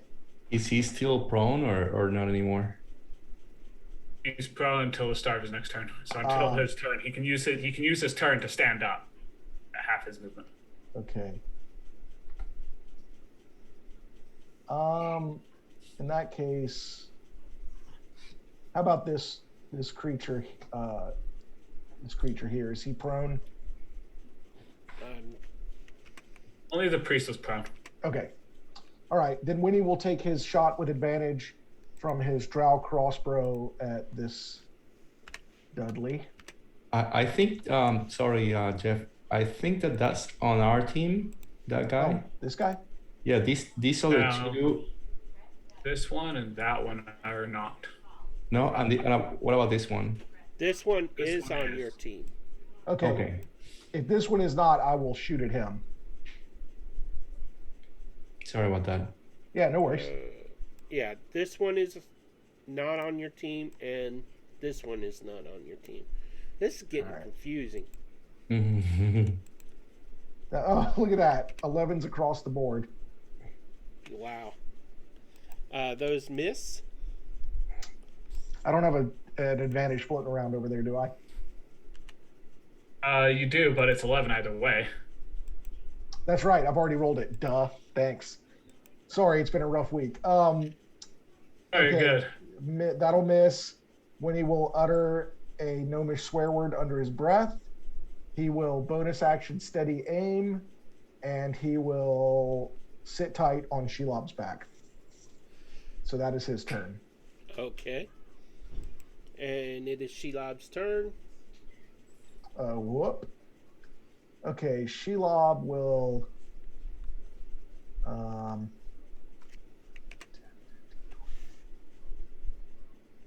30. Okay. Shelob's going to move up to here, and that should put her in range for web. Yep. She will web attack the prone priest. Now, is that advantage, straight roll? Is it a roll to hit or is it a saving throw? It is a roll to hit, so it's going to probably be It'd be disadvantage. disadvantage. Okay. Viewers, the map screen is black because I refreshed the page. It will... There you go. Now it's back. Okay, go ahead, Jeff. All right. That's going to be disadvantage, so let me roll. Oh, that's an 11. 11 hit. misses. Okay. Some web splatters, hopefully not on Seraphim. And she will sit tight where she is. Oh, and I guess Stool and Winnie rode into combat with her. Okay. Okay, and I guess that is my turn. I will be right back. Okay. And we are at Zargos now. Okay. So I will approach the guy there. I mean, I'll try to get, a close range. I mean, right next to Seraphim. I mean, I want to be at 5 feet from the guy. Would that be considered 5 feet right there, or I think so. You'd be 10 feet away. You'd have to move up 10 here. feet? Yeah, you'd have to move up here to be within 5 feet. Okay, let me do that. It's just that we don't necessarily. Yeah, we are the squares. Yep. Okay. Perfect. Right there. So I'm gonna be shooting at the guy again. And using my sharpshooter on him again. Okay. So that would be. And as we've established through tons of theory crafting, it is an advantage. It's advantage. Yeah. I didn't need it on that one because I rolled 25. So it's 20 to hit. There, Peter. Okay. That hits. Okay. That's the damage plus 10 is 17 points of damage. 17. And if he, right. And if he's still and that's up, on the priest. right. Okay. As soon as I can get in the right window to.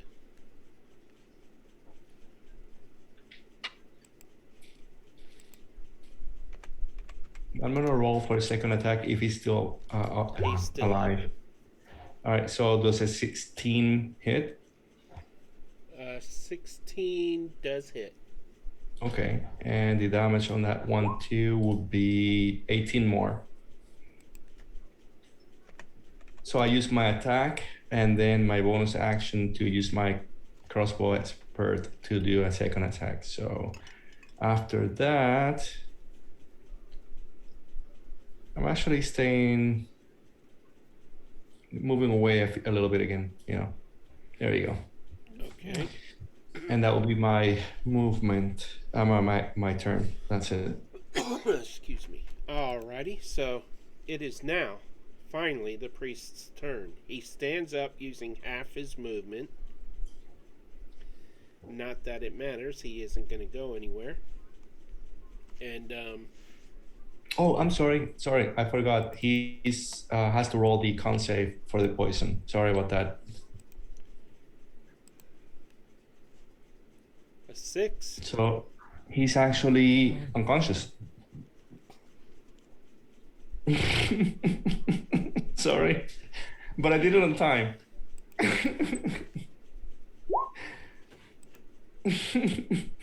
right. I'll wait for on stream. Yeah, I'm streaming. Super hard battle, right? He failed for more than 5. Yep. DC 13. If he fails by 5 or more, he goes unconscious. Okay, so for an hour, right? Until it's like sleeping. It's like when somebody touches him or so, he can wake up. But a creature would have Or to he use gets their hit. action to wake him up. Right, or if he gets hit, it's like asleep. Alrighty. That moves it to Koto's turn, which is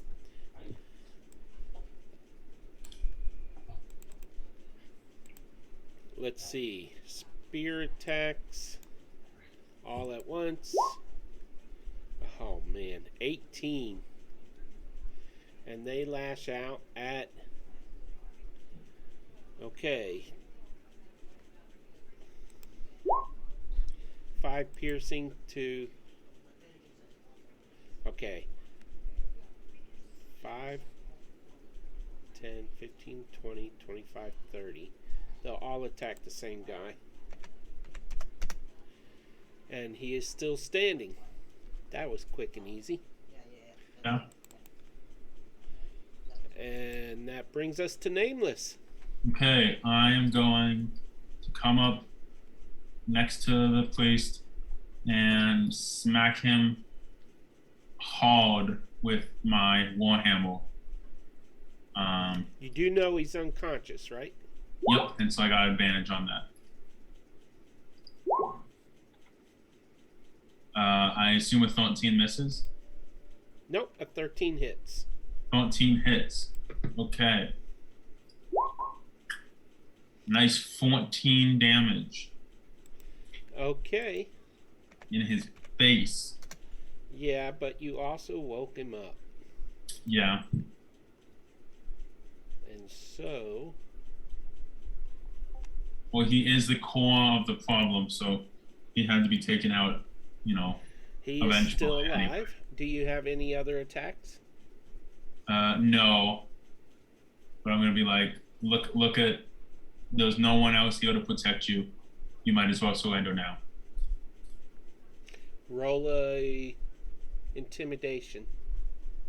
Okay. That's a 2. He shakes his You head. do have wipes advantage. Oh, I know, come right? on. If I know what it is. I mean, he's had it forever, but Roll again if you want. I'm okay. I don't want to. Okay. He shakes his head, wipes blood off his lips, and says, "You're fighting for the wrong side." And it is this guy's turn. And he is going to...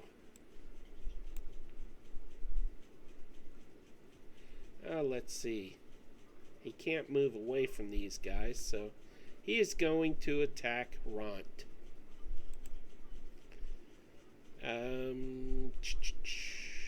First a bite. He misses. Unless I have advantage. I don't think you do. Nope. Traitors!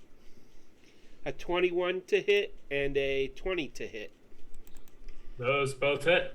Okay, so the first one does 5 and 5. The second one does 4 and 6. So 20 points of damage total. Ront is down. Oh boy. Ooh. Okay. So we got Shushar is down. Unconscious for now. Well, we'll put, instead of that, Mark, we'll put a U and a U for unconscious. Okay. And remove the X there. Okay, so, and that was that guy's turn. So it is Boopido's turn. Okay. Bupido's unconscious. No, Shushaw's unconscious. Bupido's not unconscious. Oh, you're right. My bad. So, Bupido is Bupido on- has a hooked spear and a crossbow and a Yep. potion of healing. Bupido's going to go around and up the stairs and shoot at this guy.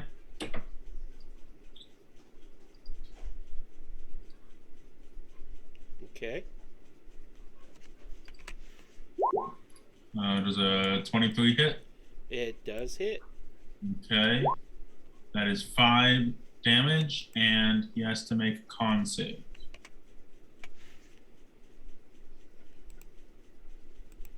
-5.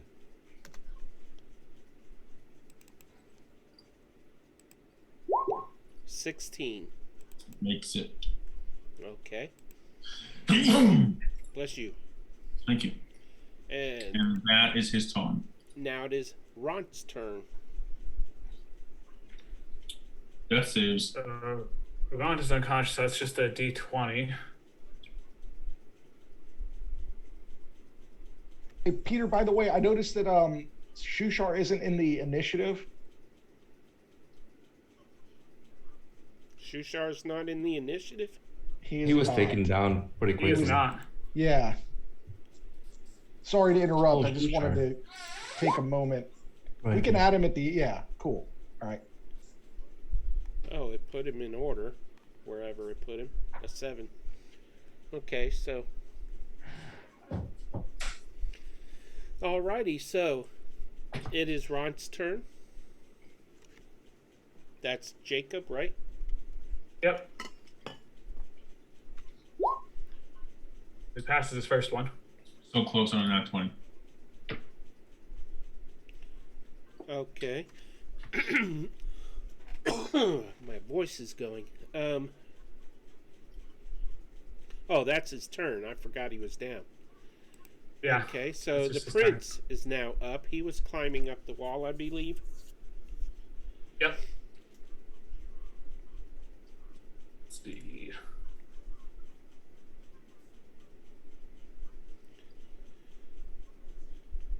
And so we'll go ahead, move to here, and attack this guy. Actually, he's Okay. gonna attack this guy, so he can get. He's gonna attack this guy, so he can get the flanking with Seraphim. Okay.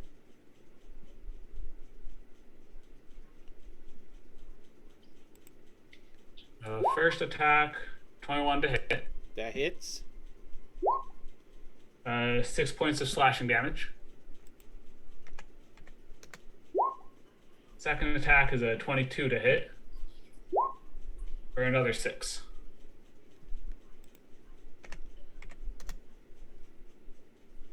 When we reach top of the initiative, we will be going on break.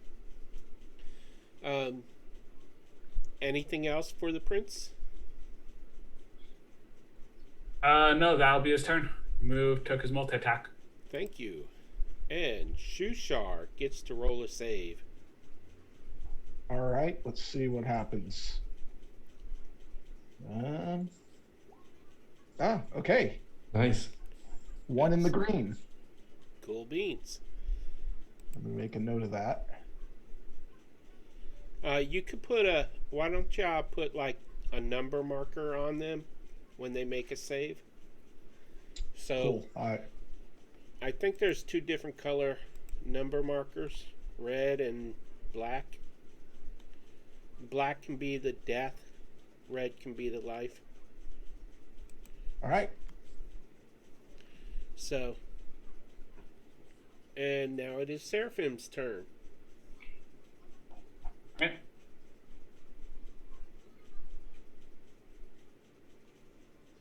What does Seraphim want to do? Captain Caveman! That's an old one. And son. Seraphim's gonna go ahead and attack the guy that attacked him. So he'll take a swing at this dude. Okay, he is flanked. So, advantage. 17 to hit. That hits. 11 points of damage. Let's see, what's his health at? Okay. Do you have any other turns? Nope, that'll be it. Okay. And that brings us to Stool. Sad little Stool. Stool will he will reestablish speaking connection with looks like everybody except Boopido. Yeah. Okay. Yep. And that is his turn. He will not be moving and he doesn't have a bonus. Okay. And that brings us to this guy who is. Why did he move? Well, he's supposed to be right there, but it's in between. It's in the middle of 2 squares. So, anyways, he is. Let's see. The last person to attack him is Okay. Prince. Right? No, Seraphim was the last So person. Seraphim to did attack him. attack him. Oh, okay. Yep. Well, he tries to bite Seraphim, a 14. That misses. He tries to strike you. 25. That'll hit. And a 19. That'll hit too. First one is total of 6 points. And the second one is a total of 10 points. Oh, Seraphim's down. Oh. Ooh. Oh. Wow. Seraphim's down? Eek! Yep. Okay. Oh no. And there's a U for unconscious. He was just barely. He had 16 hit points and he took 16 points. Wow. Things are getting scary now. And it is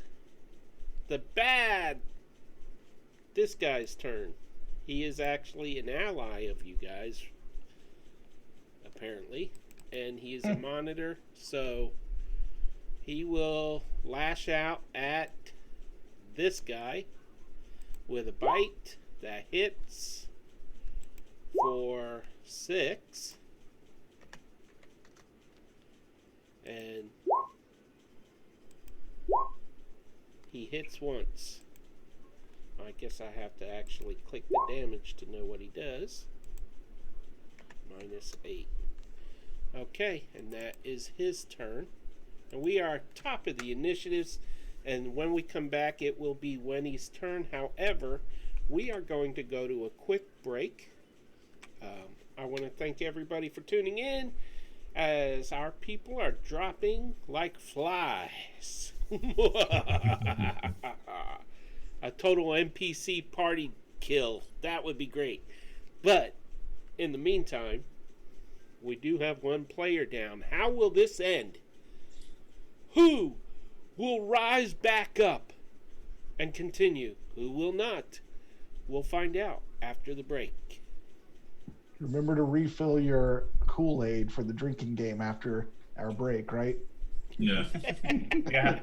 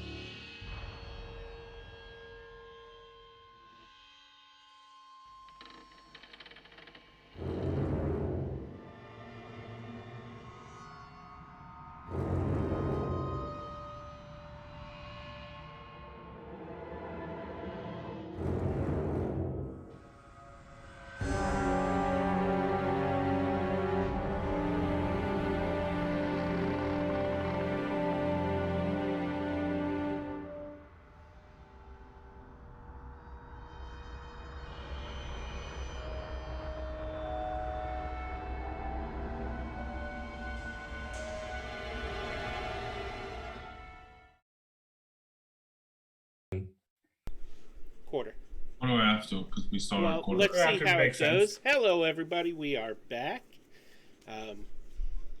I hope you all had a nice break. Hi, Jen. Nice to see you. Unicharge. It's good to see you, too. Yeah, it's okay to see Newborn Nerd.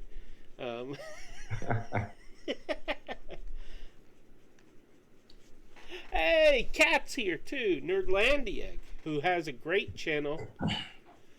Actually, I would like to mention to all our viewers that Nerdlandia has a stream returning on Monday with one of my favorite player characters, Ash, in it.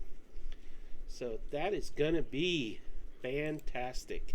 However, we are running Curse of Strahd on Save versus Games, so watch us instead. So, actually, no, we're not running Curse of Strahd. We're running Nesca on Save versus Games this week. Okay. Oh, thank you, Kat, for cheering for us. 200 bits. We appreciate it. We love you, Kat. You know we do. So, and let's see. Where did we leave off? Top of the Top round. of the initiative. Yes. Down to Winnie. It is Winnie's turn.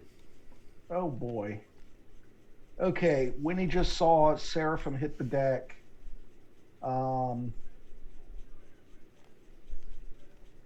Nameless is standing next to the. Let's see. Actually, things are kind of jumbled. DM, is this the priest? Yeah, he's still Yes. prone.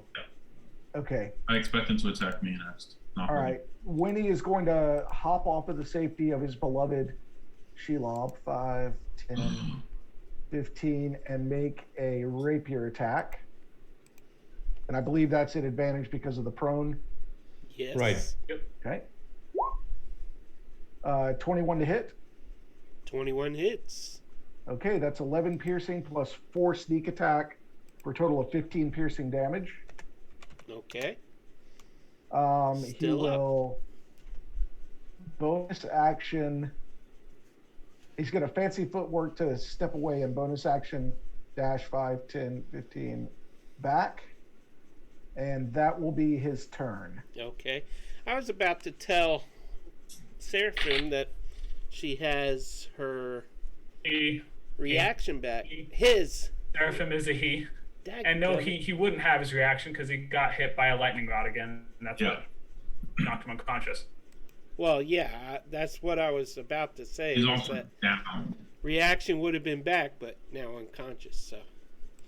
No, Shelob. he wouldn't have it. He wouldn't have had his reaction. Even if he was conscious, he wouldn't have had it. Oh, really? Yeah, because you hit me with the lightning thing. Yep. Okay. You're right. Okay. Shelob is going to move 5, 10, 15, Oof. 20, 25, and will attack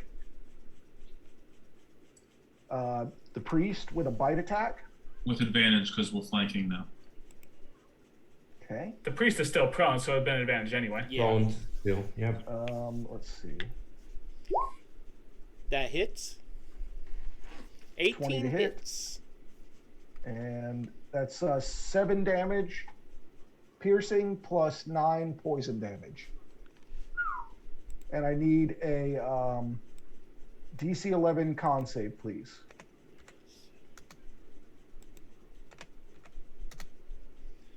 The DC 11 Con. The Wrath of Khan saves. And Oh, that yeah, is 13. a 16. All right, you will take half of 9, so you'll take 4 additional poison damage. Okay.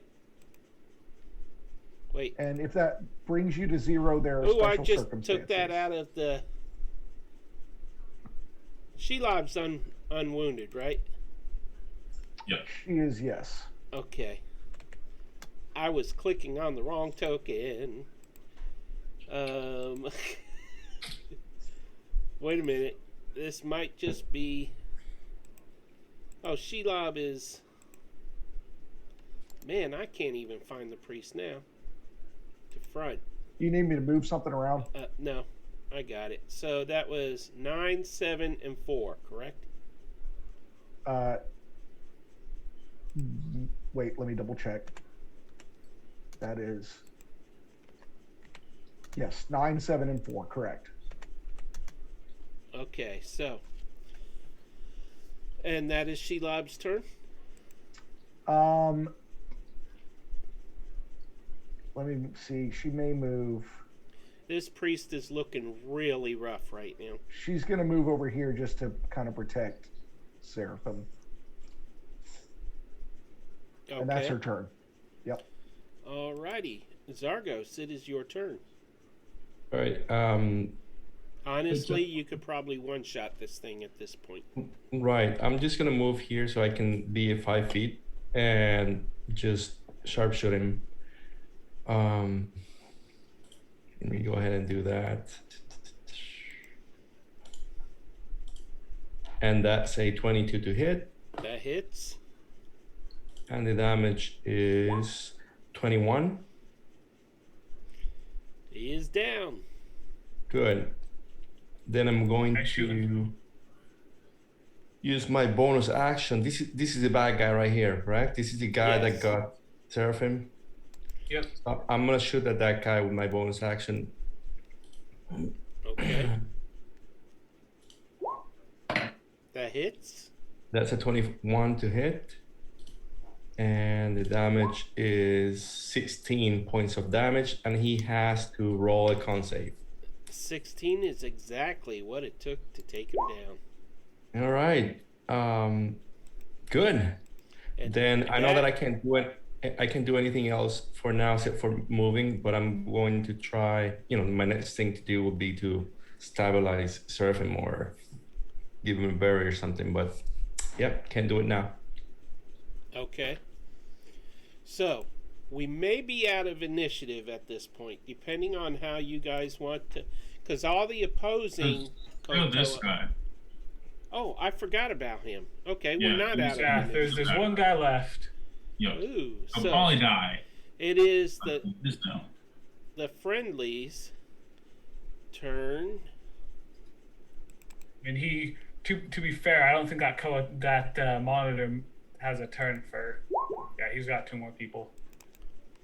Okay, the Koatoas miss. And it is the turn of Nameless. Nameless's turn. I'm gonna go over to Seraphim and dump a healing potion down his throat. Drowns him Yep. as he tries to save him. Exactly. Okay, that is a D8? What is it? 2D4. 2D6. It is 2d4 plus 2. So, oh wow, that's 4. Hey, that's 4 health. 4 more hit points than I had before. I mean, that's true. Wait, do you roll what it heals, or does the person drinking it? I mean, I would assume since I'm unconscious, it doesn't matter either way. Technically, let's be fair. Okay, so 4 points brings you back. Yep. Okay, so you can add your 4 points, and I will remove the U for unconscious. And then I will. And we'll call that a bonus action. Oh. Okay.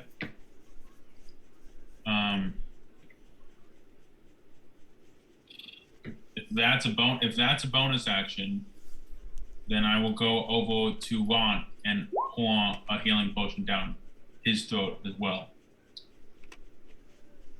Okay. You have another healing potion? I believe so.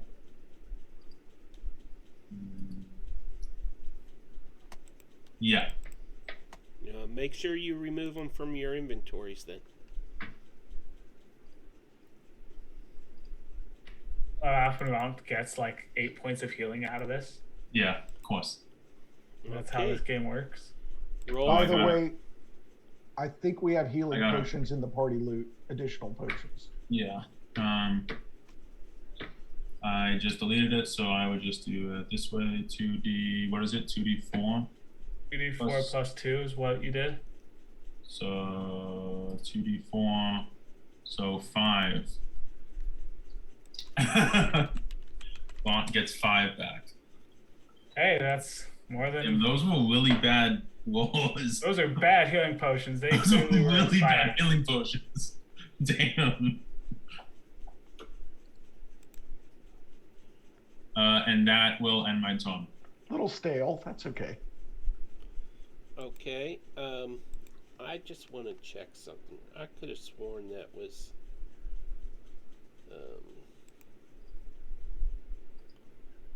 I'm just checking something. Won't take but a moment.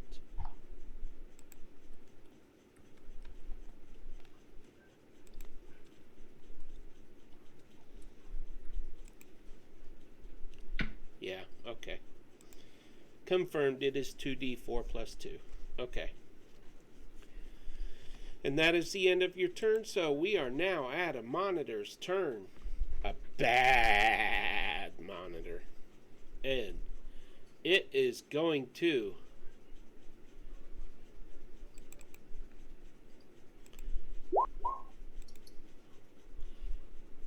that is at nameless. A 19, does it hit? Nope.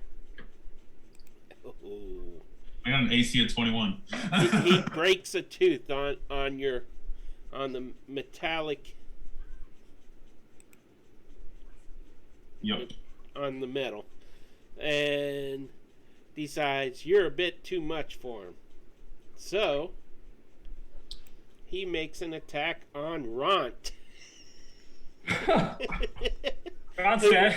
Who is newly risen and crits. At least it's not an auto fail. That's what really matters. Rolls 8 points bludgeoning and 9 points lightning damage. And Ron has no reactions. So Ron is unconscious again. Poor Ron. And then it turns to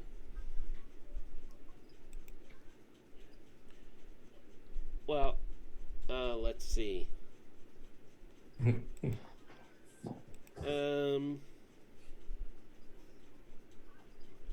It is going to move right here, and there's just not a good option here. Attack the prince. Oh, another crit. Oh, Hacker. So that's 10, and 10 is 20 points of damage on the prince. Wow. If you had done that to Runt, he would be dead, permadead. Yeah. Yeah. That took way more damage than it should have. We got 25, not 5. To what? Oh, I did the math. I entered it in some. It subtracted 40 damage instead of 20 from the prince. The prince had 45 health, and Right. now has 25. So He has 25, right? But when I entered it in, somehow I must have done it twice by accident because it okay. subtracted 40 points of damage instead of the 20. Yeah. Okay, so we are now at Boopido's turn. Upido is going to shoot the guy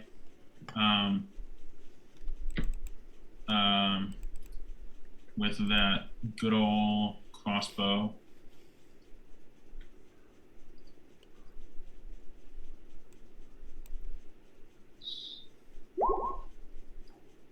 $16. That hits. 3 damage, and you gotta make a con save. I'm sorry, which one was that on? That's The This guy? only one that's Only left. one that's Yeah. still up.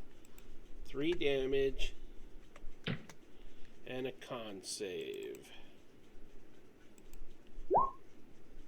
That He fails. But he does not fall unconscious, right? Correct. What does happen to him? Extra damage? I don't know. I don't have it here. Who knows? I think he's poisoned. Okay. I could be wrong. Yeah, so they have poisoned for an hour, meaning all of his attacks now have a disadvantage, and I think all saving throws as well. Okay. Alrighty. And so, now it is Ron's turn. Oh, wait. He gets to make a death save. Yep. Make that death save.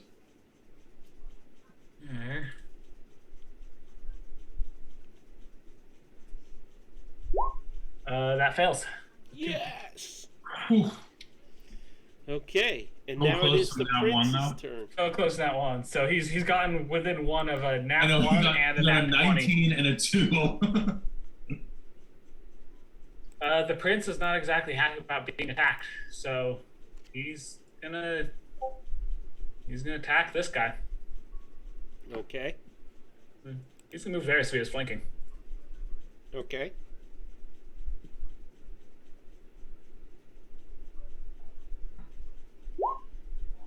That's a nat 20. Oh, you're taking the... Oh, he is advantage, yeah. He's flanking. Yeah. Only 9 points of slashing damage, so I rolled a 1 on one of that. Still 20, still. 9 points of damage. Okay. And then the second attack is a 24. That hits. Another 9 points of slashing. He is down. Sweet.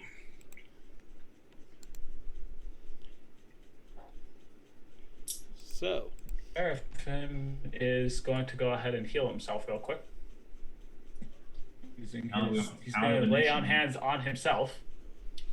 It's gonna touch himself. Okay.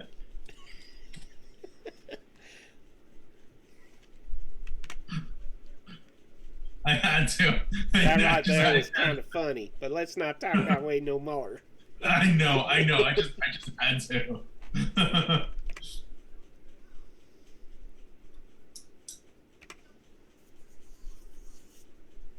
I still have a few berries. Uh-oh. You are breaking up losing him. really bad over there, bud. Losing him. Seraphim, if he wants to grab some. Okay, Do that one more time. you rubber banded broke on up us for super a bad. second. I'm sorry. Can you hear me now? Yeah. Yep. Sorry about that. So I was about to give some berries to Seraphim too. I don't know if I have 7 left in my hand, so I offer them just grab what you need. Okay. Yeah, he'll take it. He could use all the healing at this point. He is not looking good. I'll give you 6 of them, and then I'll go to Shushar and put one in his mouth.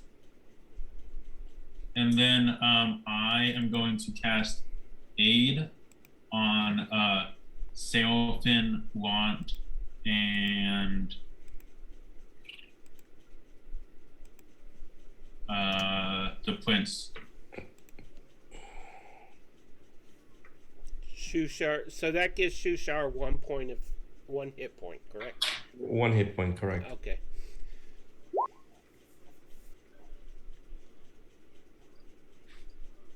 So And- aid is actually not a healing spell.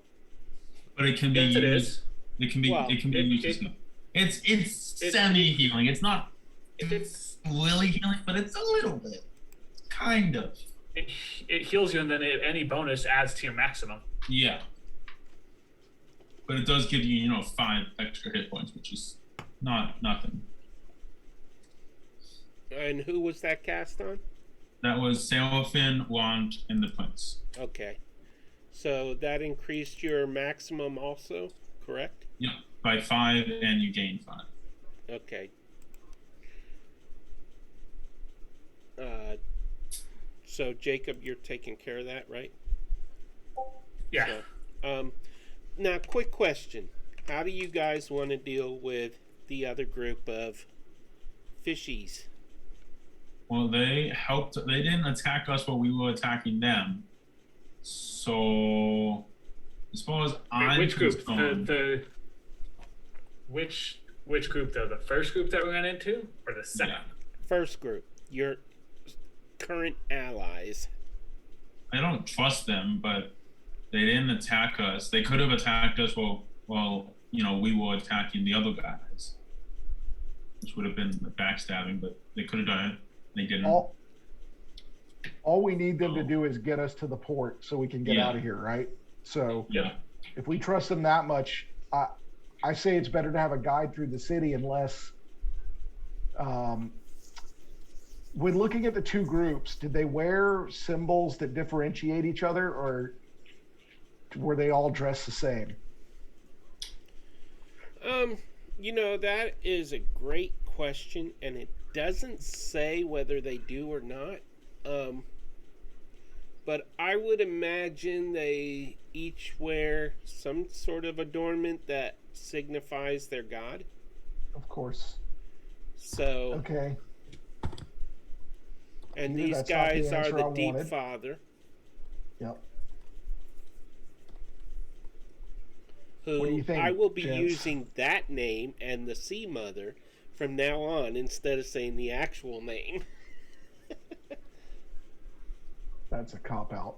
Peter, Oh, yeah, one thing, since we're not alone and we are with this group here, I don't know what they, if they think that they're in control and they're in charge. Well, at this point, y'all have become their best friends practically. Right. Yeah, we just saved their lives. But I will be looting the corpses, particularly starting with the priest, before they do, because I don't know if they're going to, gather some, spoils of war or anything. Okay, so the Just priest. those bodies. And I'm going to help Zargos loot. I specifically want to remove any religious symbols that we find, so that if we have to bluff our way, we've got the right bling. I'm trying to do this without them knowing, because they don't see me. Got that bling bling. Oh, okay. All right. Well, then I'll make a distraction to aid you in your searching. Seraphim will go ahead and move to here, and he's going to, as he usually does, keep watch. Just so you know, that priest was a 10th level spellcaster, and he never got one spell off. That's how we like to do it. That's how we do it, He even had mass cure wounds where he could have healed his own people, but no, you people wouldn't let him. Wait, you're saying he would have healed all of us?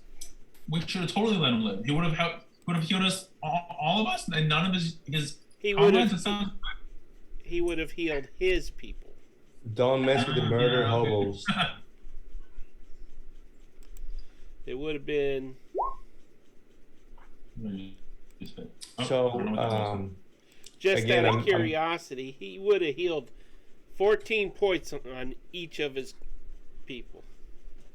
Jeez. I would have healed like all of them back to full. Okay, no interruptions now. Zargos, on the priest, you find a scepter which does. Wenny, are you writing down the loot? I'm doing it right now. 1d6 damage plus. Oh, it's magical. It's a +1 scepter that does 1d6 damage plus the 1, and then 4d6 lightning damage plus 1. Oh wow! How many charges does that have? I assume it has charges. Doesn't mention charges, so It's a magic weapon. It happens on hit. yeah. Oh, so it's just always. That is a really good one. What's the range of it? It's a melee weapon. It's a melee. A spear. Yeah, it's melee. Right. Since I'm doing Kinda this, like a club. and since I'm doing this underground, you know what I mean? So I keep that. I mean, all the loot I'll keep, and then I'll sort it out later. But holding it on me for now. Okay. But you can write it down in the party loot, okay? Yep. So that was 1d6 plus 1 bludgeoning, and 4d6 plus 1, or the lightning wouldn't have the +1, right? Right. No. Okay, 4d6 lightning. That's pretty nice. That's sweet. That is really nice. Yeah. It's a good thing we didn't get hit by that. Yeah. And then he has. Oh, yeah, I have a thingy set up here. He has a potion of healing on him. We Okay. need more of those. She used a whole bunch of them. Okay, and I imagine Zargos, until he can hit. Well, you're distributing treasure to carry. Not yet. So. Not yet. That will be once we're not with this group. This is something that I'm grabbing without them noticing, because I don't know if they were going to grab loot and, thinking that they're in charge. So. Oh, you mean the Koatoa? The Kwatoa that are with us, Okay. because I didn't want them to know what I was doing, just in case. Okay. And roll a 1d20 as well. Okay. He had 17 silver. Okay. But you can, Wendy, you can, or Jeff, you can put it in the party loot. Everything eventually will get there, but for game purposes, I still have, all that. All right. Okay, and while you're doing that, so you're not going to attack this other group, right? I'm asking unless they so I attack can us. know if I end initiative. Yeah, we're not. we're not. No. I'm not. Okay. Seraphim's gonna kind of give this guy like a good job nod, like an acknowledgement. Thank you. That's like the most. That's like the most like praise he's ever given anyone.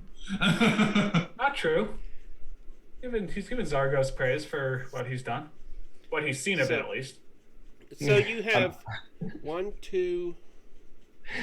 He's said nice things to y'all. Not many. Yeah, once in a blue moon. You have 2 dead Koatoa monitors and 1 dead Koatoa priest, which has already been looted, so I can remove him now. And then there were 6 regular Koatoa. Are y'all gonna loot all of them? And if so, who's looting who? Well, I think what was it? Winnie the lootster, Oh, Yeah. that's true. Yeah. designated lootster. Yeah, I'm looting everybody. Okay. There And were 7 Kwatoa, 7 of them. Let me roll an investigation for you, Peter. Shit. Shoot. while they're dead, it's not really. You have much. advantage. That's true. You do have advantage, Wendy. Should you I'll need it. save it for when I need it. The Koatoa monitors had absolutely nothing. Zealots. They didn't even carry weapons. Because their unarmed strike had lightning damage. And then Oh yeah.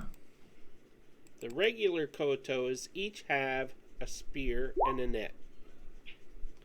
And I don't think we need any. Well, let's take 1 spear and 1 net, I guess. Well, what's the damage on the spears? a spear does 1d6. Probably 1d6. Can you throw a spear? Yes. Yep. Yes, they can. If I The can, nets- the I'll nets grab a are net. horrible. Yeah. Give How many one nets do of we those want? A spears. spear can do 1d8 if you wield it with both hands. Just give Lance all the spears. That is an under-designed weapon in this game. It should be way better than that. Yeah, I A agree. spear. Yeah, A spears spear. they're Spears excellent are weapons. the only creature, in my opinion, that like makes the most use out of a spear is a monk. Right. Yeah. Well, a spear is a polearm too, so. Yeah, it should Polearms get are re- And I Different think a weapon, trident should be classified as a spear. Definitely. How many nets were there, Peter? 6. There were 7 7. Koatoa, so 6. 6 Koatoa. So there's 6 nets and 6 spears. Who would be interested in a net? I know Zargos would I pick knew up in a one. net once. Seraphim would take one, because why not? Oh, yeah, I'll take a net. Why not? All right, we're taking 4 nets. Everybody gets a net. Okay. Come get a net. Get a net. You get a net. Let's see. I will put the information on a net into. Well, you could probably add it. But I have it here. Yeah. anyways, there's It is. what stats they had. Anyways. So. You sure it's not a +1 net? Yes, I'm sure. It does not What say if I someone lightning took as damage. their +1 weapon? A lightning damage would be cool though, on a net. But All right. So you wanted all the spears, 4 spears for Ront? Yeah, why not? Okay, they're in there. Maybe we can sell them. Maybe we can use them. I mean, they have big sticks. that's true. I have to add 4 spears to Ron's inventory. Right. They can be lit on fire. They can, why not? Are you able to add that, Jake? I know how to do it manually, but it'd be a pain. Is there an easier way to do it? Why don't I just note it in the party loot? You know, that there they're on Ront? might actually be a way. Let me try something. And Zalgos, I am guessing you want to retrieve your bolts again. Correct. If I can. And Thank I'm you going to for do that. that for Bupido as well. Ooh, awesome! There. So, just mark down in a note. There's Spears 5, right? 4. Okay, how did you do that, Pete? It was awesome. Well, I have the compendium, so I typed in spear and I just dragged and dropped it onto his character sheet, and it added it. Huh. That's cool. I didn't think it would work, but it was worth a shot because I learned this week that's how you add spells. Because I had to do up 20 different dragons this week. So I got 5 more to do with those. And Zalgos, is it just a one-time roll for getting the bolts Right. back? I roll survival. I can't roll survival. I can only roll dex. Well, that would be wisdom. Survival is wisdom. Yeah. Okay, that's an 8. You do have an advantage. No. I'm not going to use it to find some bolts. okay, so that is. Oh, yeah. I need 60-20, please, Jeff.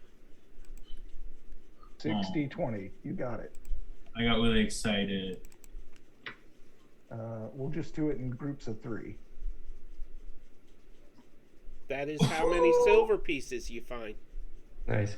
By the way, Peter, if we are free to loot, then forget about me grabbing the thing, yeah. Have Jeff do it.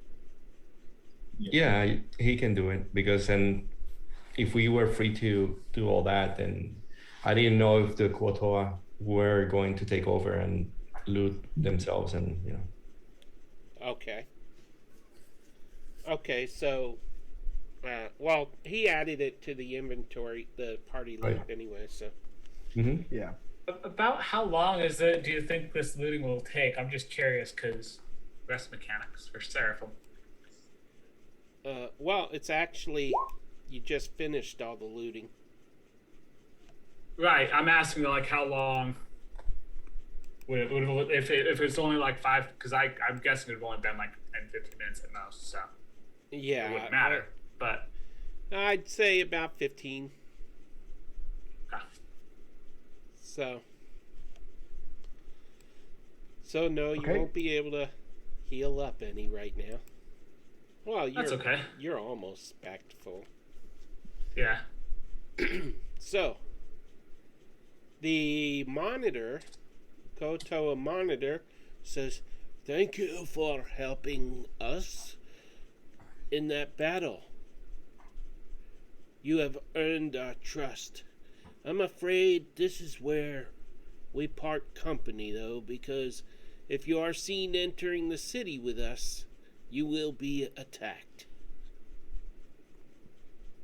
And what if we were seen entering the city without you? Will we still be attacked? They would have no reason to attack you. And he shows you a hand signal. Live long and prosper signal. And says, just scratch your left shoulder with that symbol made with your hands. And if a Koatoa is aggressive towards you and is from our group, they will let you pass. What are the chances that we will find a Koatoa from your group versus their group? Is it about the same percentage of both sides? We are not as many as those who follow the Sea Mother. However, the princess has joined the Deep Father now. So our numbers are growing.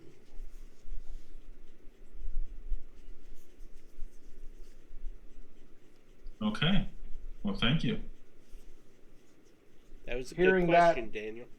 Go Winnie ahead, is going to distribute the religious symbol for the other group and suggest that everybody keep them hidden, but keep them on their person. Okay. And you had 6, Yeah, however many we were able to recover 7, from the 8, 9. 9 of them. And there's how many people in the group now? We got 1, 2, 3, 4, 5, 6, 7, 8. 9, right? 1, 1, 2, counting NPCs. 1, 5, 2, 3, 4, 7, 5, 6, 8, 7, 9. 8, 9. 9. Oh, no. Okay. 10 counting Ron. Yeah. By the way, is Ron... Yeah, he's been healed again. Good. Yeah. He's at 5. Okay. Yeah, so he doesn't have it the same. Are you including the spider in that count though? Because I don't. Yeah. Yeah, I'm counting 9. Oh, I don't think that's the spider. true. The spider would yeah. not count. She's unaffiliated. Yeah. That's true. So, 9 total. She's a contractor.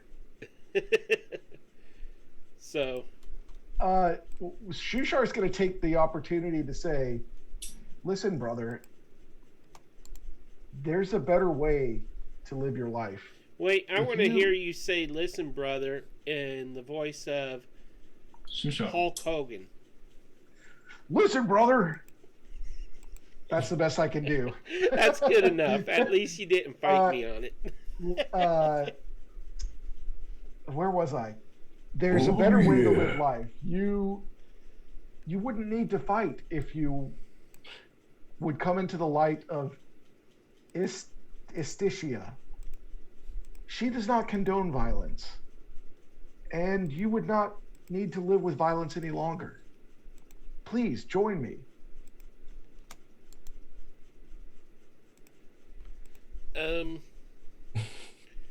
Give a religion roll. He's saying all of this stuff while barely standing. Yeah, He's not looking great, but Yeah, He's he's feeling great. barely up. this guy's a zealot. I mean, come on. he's channeling his inner Boopido. Yeah, Boobito's just over on the stairs muttering to himself. Licking his hands every Okay. once in a while. Yeah. Religion being, is that wisdom?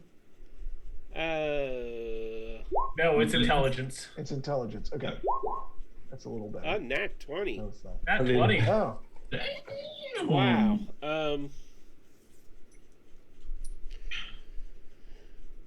Is Boopito gonna, or is Shusho gonna leave us and Nat 20. is Shusho Right. gonna leave us and lead them in the new way of the awakened Fishman?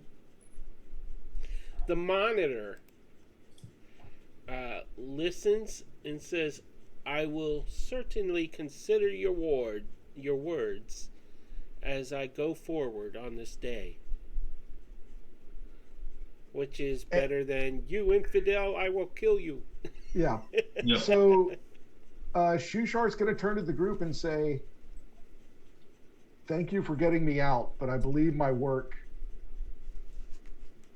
I believe that my attentions are needed here.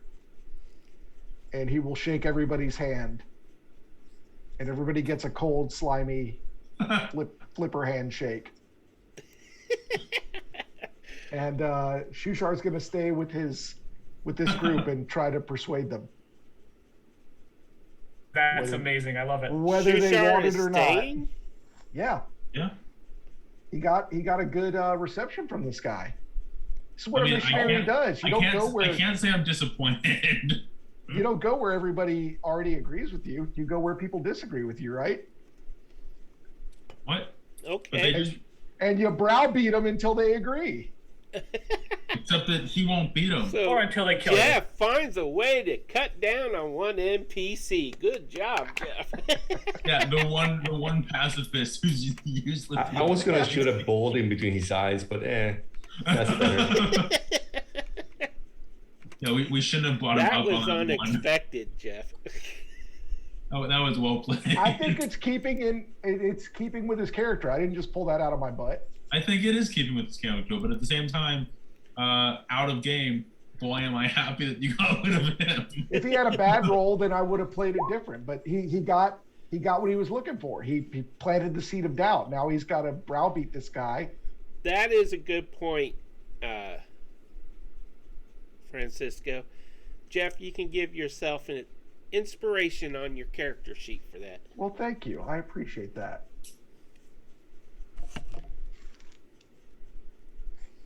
Forgot I can give those out with all these advantages being handed out. Okay, so now you all can minus. I guess I should remove permissions from Shushar now. Wow, I can't believe we're gonna lose Shushar. Actually, I have a question. I have a question for the leader of the Fishman's. Is your base of operations nearby? As you can see, we are all pretty injured, and if we could take a nap before moving into the city with unknown dangers ahead, it would be greatly appreciated. You have only to cross this bridge, and it is but maybe 50 feet further. Oh, okay. And then you will come to the gates at the end of that tunnel. Sounds good. Fine, I should check. Okay, so shall we cross the bridge? Goodbye. I can no longer select Shusha. Oh, One no. at a time, crossing the bridge, please. So one thing that I would like to do, if I can, Zargos is still invisible to these guys, and they haven't seen him at all. I'm just going through them, pushing them, like coming through. They're all like, ah, ooh, ah. Right? Okay, so now I guess I can remove the. Let me just get to the right level here. Dynamic lighting. All right, we have to see. If we get to the edge, we can see it. I'm actually removing all the blockage now because Perfect. you're elevated now. There you go. You can now see.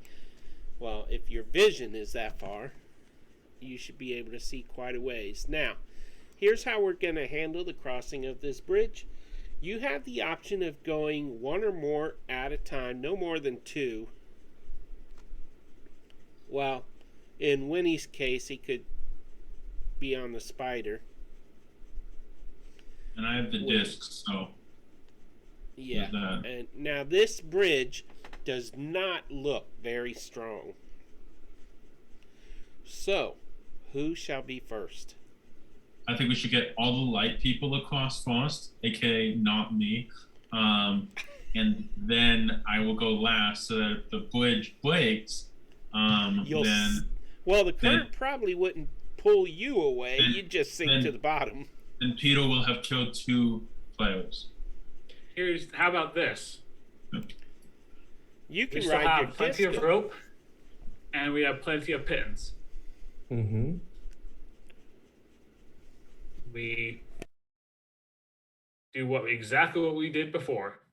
We take a piece of we put a pin in the ground, tie the rope down, do the exact same thing on the other side, and we take another pin and do the exact same. We have several hundred feet of rope, so you can literally hold the rope with both hands as you walk across the bridge. Yep. Well, just so you know, there's only a 1 in 6 chance of it breaking under you. Yeah, those odds are not good. Yeah. Those are terrible odds. So Well, let's roll 1. And- It would have been a 1. Nameless, can you do your disc thing? too? Yeah, I'll ritual cast the disc, so I can go, and then someone or maybe multiple people can sit or stand on the disc, and it just holds 500 pounds, and it follows behind them. It's 3 feet too, right? Diameter. Yeah, it's a 3-foot diameter. So I don't think that maybe you 2 can people have can more than stand one. on it and hug each other. You would be able to fit more than one of us. Well, even 1 at a time. Right. So I'll go with. I mean, I can go in there and grab a couple ropes and then just secure them with the pitons. Yeah, that sounds good. Well, 'Cause not for nothing, but you do have a very light party member. That's true. I'm a human. We have- I'm not really that. we have Wenny. Yeah, who's a gnome? What do you want Wendy to do? I want you to go across the bridge because you're super light. Well, I think Winnie might just get his spider to spit another web across right here. It's only 15 feet. I just avoid the bridge altogether. There we go. Yeah. All right, fine. Y'all make it across.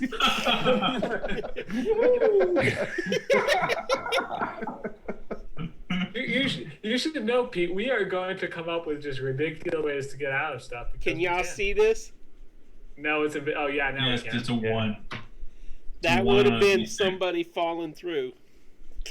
Can I Just draw like this. another? Can I draw another web? You don't have to do another web. But it was. So I much would fun like the to first see time. his. No, I would no. like to see his web. Wenny, drawing, though. you can draw a web because we're using your web. No, I'll. This is called artistry. Are you gonna impede his autistic talent? Okay, fine. You can draw a web. Awesome. Thanks, Sam. It's like that's all I wanted to hear.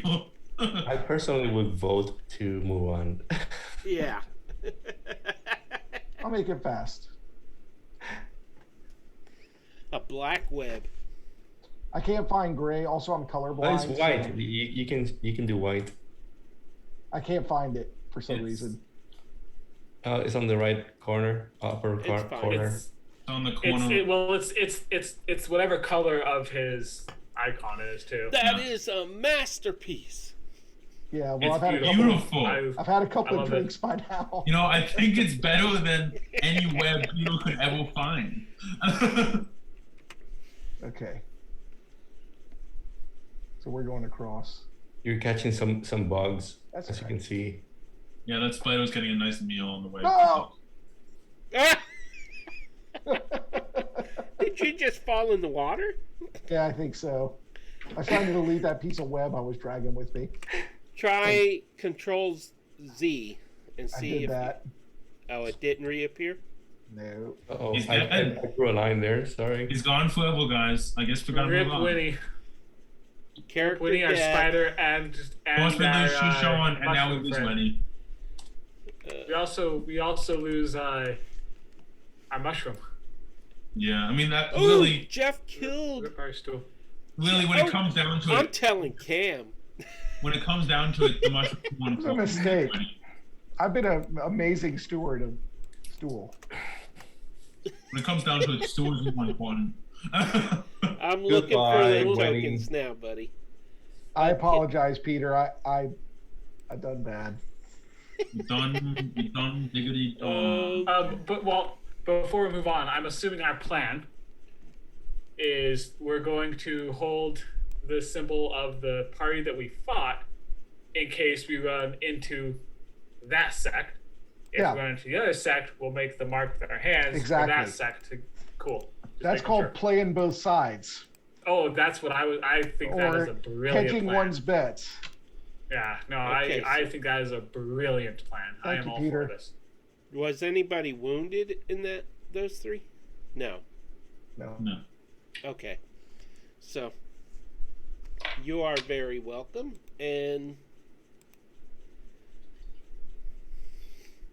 nobody got to drown. Okay, so What do you even want to cross your bridge, let alone drown? I am going to select all of you and copy. I'm assuming you're going to be in this order when you enter the next map. And we are about to go to... Do we want Seraphim at the front again? One. I think we're okay. He can go to the front if need be. Okay, just give me a few seconds. I have to shrink your tokens here. Oh, we're going into a tight space. Okay. Let's see. Or we're going to a massive map that just doesn't scale correctly. You got it. You are absolutely correct. Correctamundo. So, talk about your week for a second. It's almost over, thankfully. Yeah. It has just begun for me. It's Thursday. Today was my Monday. Oof, I'm sorry. Today is technically my Wednesday, I guess.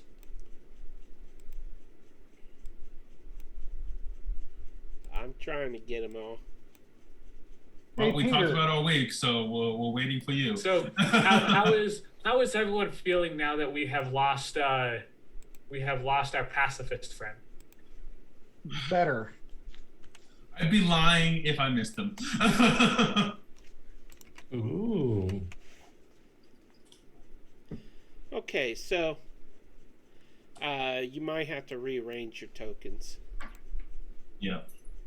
And you all, there are 2 guards that are guarding the gates. Supposedly the gates are like right there. Did that ping? Right there? Yep. Okay. Okay, so, and they see that none of you are wearing the symbols of that other group. They see that, well, they have no reason to prevent you from entering. So you may now enter your first Underdark city. Sweet. And I need to open up a document.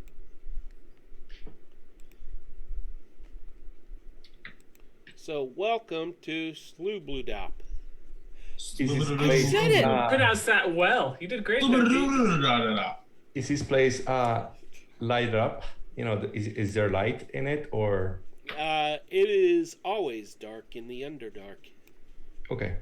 Wow. Hey, Peter, I don't have permission to move Shelob. What? Well, you know, that's because you threw him off a cliff. Yeah, I know. If you have to punish me for the rest of the session, I'm fine with that. You threw her off a cliff, and now you don't get permission to control This is why I can't have nice things. her. That's animal cruelty. PETA is going to get on PETA for Jeffa. Yeah. What? He was giving Shelob a bath. You should have control now. Okay, thank you, sir. And you do have control of Stool? I do. Okay, don't leave Stool laying around because nobody wants to step in it. Oh, don't believe me. I've waited weeks Very and weeks nice. to make that joke. I liked it. Okay, so you are in the town, and I've got to do. Well, first, what time is it? We So got we have an 20 option. I could read some of this, and well, I'll just read because we have what we have. We have a half hour. 20 plus. Yeah. We have 35 minutes. Do you guys want to call it a night or continue?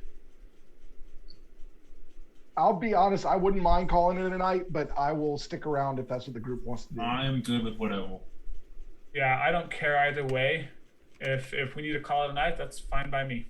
We can end. I mean, if there's more things that would make it awkward to leave off after this, then we can leave off here, and then we can open up next week with entering a new city, and you can do all your intro stuff then. You If good that with would that, make Paco? more sense. I'm fine with it too. Okay, then what I would like to do is go through your character's emotions again and how they're feeling at this point, starting with Nameless. Okay, Nameless is feeling quite he's saddened to lose a party member. You know, it's just someone else that he feels that he couldn't take care of well enough for them to stay. But he is happy to be in a new city, the first city or populated area that's welcoming, that's been available in a long, long time.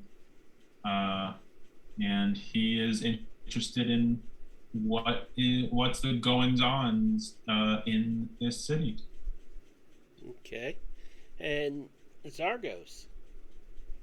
Sargos is actually quite satisfied with how things have been going. He's okay with Shushar leaving. He really didn't care much about him, but wanted to keep the integrity of the group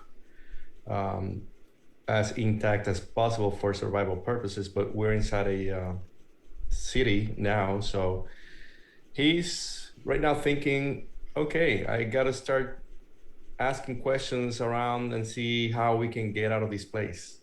So he's happy. He's hopeful that soon he'll find his way out, out of the Underdark, and then continue with his mission. Yeah, that's about it. Okay, and Seraphim. Seraphim is not happy. He does not like the Koatoa, or however you pronounce their names. He's not happy that they rendered him unconscious. Hey, I brought you back, so He is a very angry boy right now. Okay. Is he planning on sneaking around in the dark and slitting some throats? He's wearing chainmail. He can't sneak. I was hoping. He is angry. He's not stupid. I can sneak around. It just won't go very well. Okay, and is that all you want to express for Seraphim?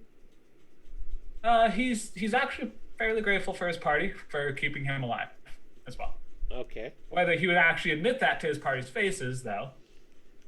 Never in a million years. What would give you the idea that Seraphim would never show emotion? I don't know. It's just a gut feeling. That's probably a good one. And Sargos doesn't need that anyways, because what he wants to do is just to survive and get out of here. And he's not looking for anyone. You're not looking for a relationship? Saying Come nice on. things to him or not. It's just cohesion, cooperation. No wonder Seraphim likes Zargos. He's got the same mindset. So, Wenny. One thing, Wenny, before you comment. Sure. I'm seeing some chat here. Cam was making sure Stool was alive. Winnie would take a bullet for Stool. Seriously. Shushar, that guy was worthless. But Stool's my boy. I love that everyone hates him so much. Cam did ask if Seraphim and Zargos No, they asked, they were sarcastically saying so they won't get in a relationship. Guessing Yeah. that's sarcasm. I think they will. I think stuff will go down in Not yet. Great. Continue, Winnie. It was sobering seeing a party member going down. So Winnie is that's going to. Yep, we're losing you. Really? A little rubber Yeah, band. you're sounding like a robot. Oh, but Let me see if is that any better. Yes. you're back. Yeah. Let me close some stuff out here. It was sobering seeing Seraphim go down like that. That was rough. So that's going to temper Winnie's recklessness a little bit going forward. However, Winnie loves to lie, so being able to use the hand sign and the religious icon to manipulate two different groups of zealots, Winnie's going to have a good time with that. It's actually looking forward to that. We're back in civilization. Maybe we can find some interesting supplies in a seaport. You know, that's a Maybe great some place magic items. to look for things. Going forward, yeah, we'll be able to trade in goods that you don't want anymore, and you can.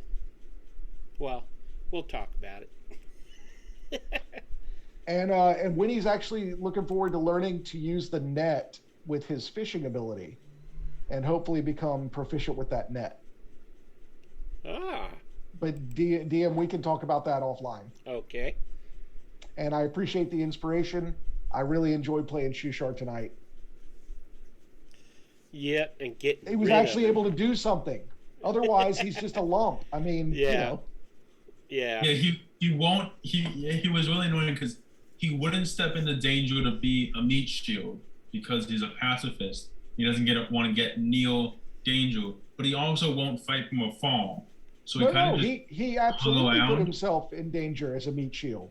He stood between the two groups and told them and tried to bring the word. I mean that he absolutely. Oh yeah, but he wasn't like he wasn't like acting as a meat shield. He was trying to make peace.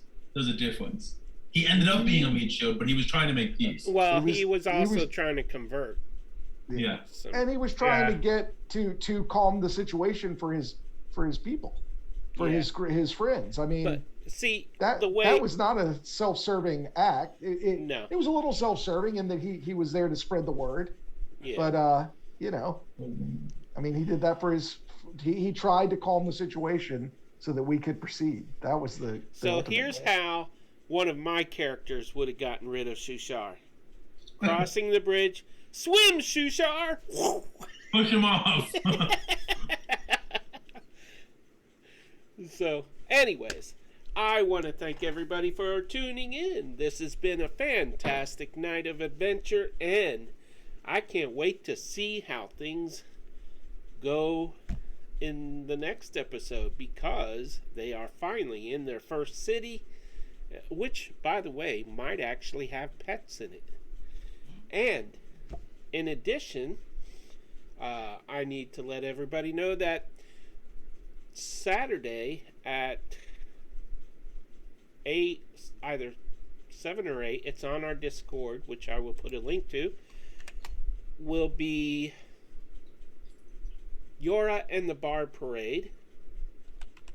Discord. 8 p.m. Pete. 8? Okay, at Yep. 8 p.m. Eastern Time, Yora and the Bard Parade will be played and DM'd by Real Lancelot. And then on Monday on Save vs. Games, by the way, Yora and the Bard Parade are on this channel. Save vs. Games on Monday evening will have Road to Nesca, the final chapter, I believe, and that will start at 7 o'clock. They usually start a few minutes late, so expect it around 7:15, 7:30. And then on Tuesday, we will be back here on D&D Play 24, Dragons of a Winter Storm. And then on Thursday, back for Out of the Abyss again. the most important one, really. Oh, out of the I got tongue twisted.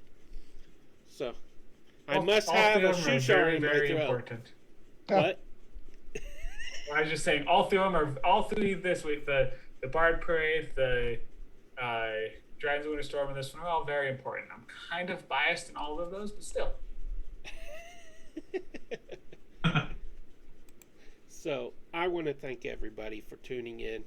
We really value each and every one of you. We have fun playing the game of D&D together, and we have fun being able to have you guys share our broadcast with us. So we will see you soon. I love how there's a constant in between all the D&D games. Oh yeah, well, no, actually I'm not in Roads to, well, I'm not on. That's not D&D Play 20. I only run the tech on You're in the Bard Parade. I am not in it. So, nanner nanner. Guessing that was about me, Pete. Oh. Yeah, it was. Well, somebody said it's Pete, right? Yeah, That was you did. Me, as a joke. You're confusing me. I'm old. I don't get jokes. So, anyways, thank you, everybody. Have a great one. As my wife laughs at me from the other room, and good night. See ya.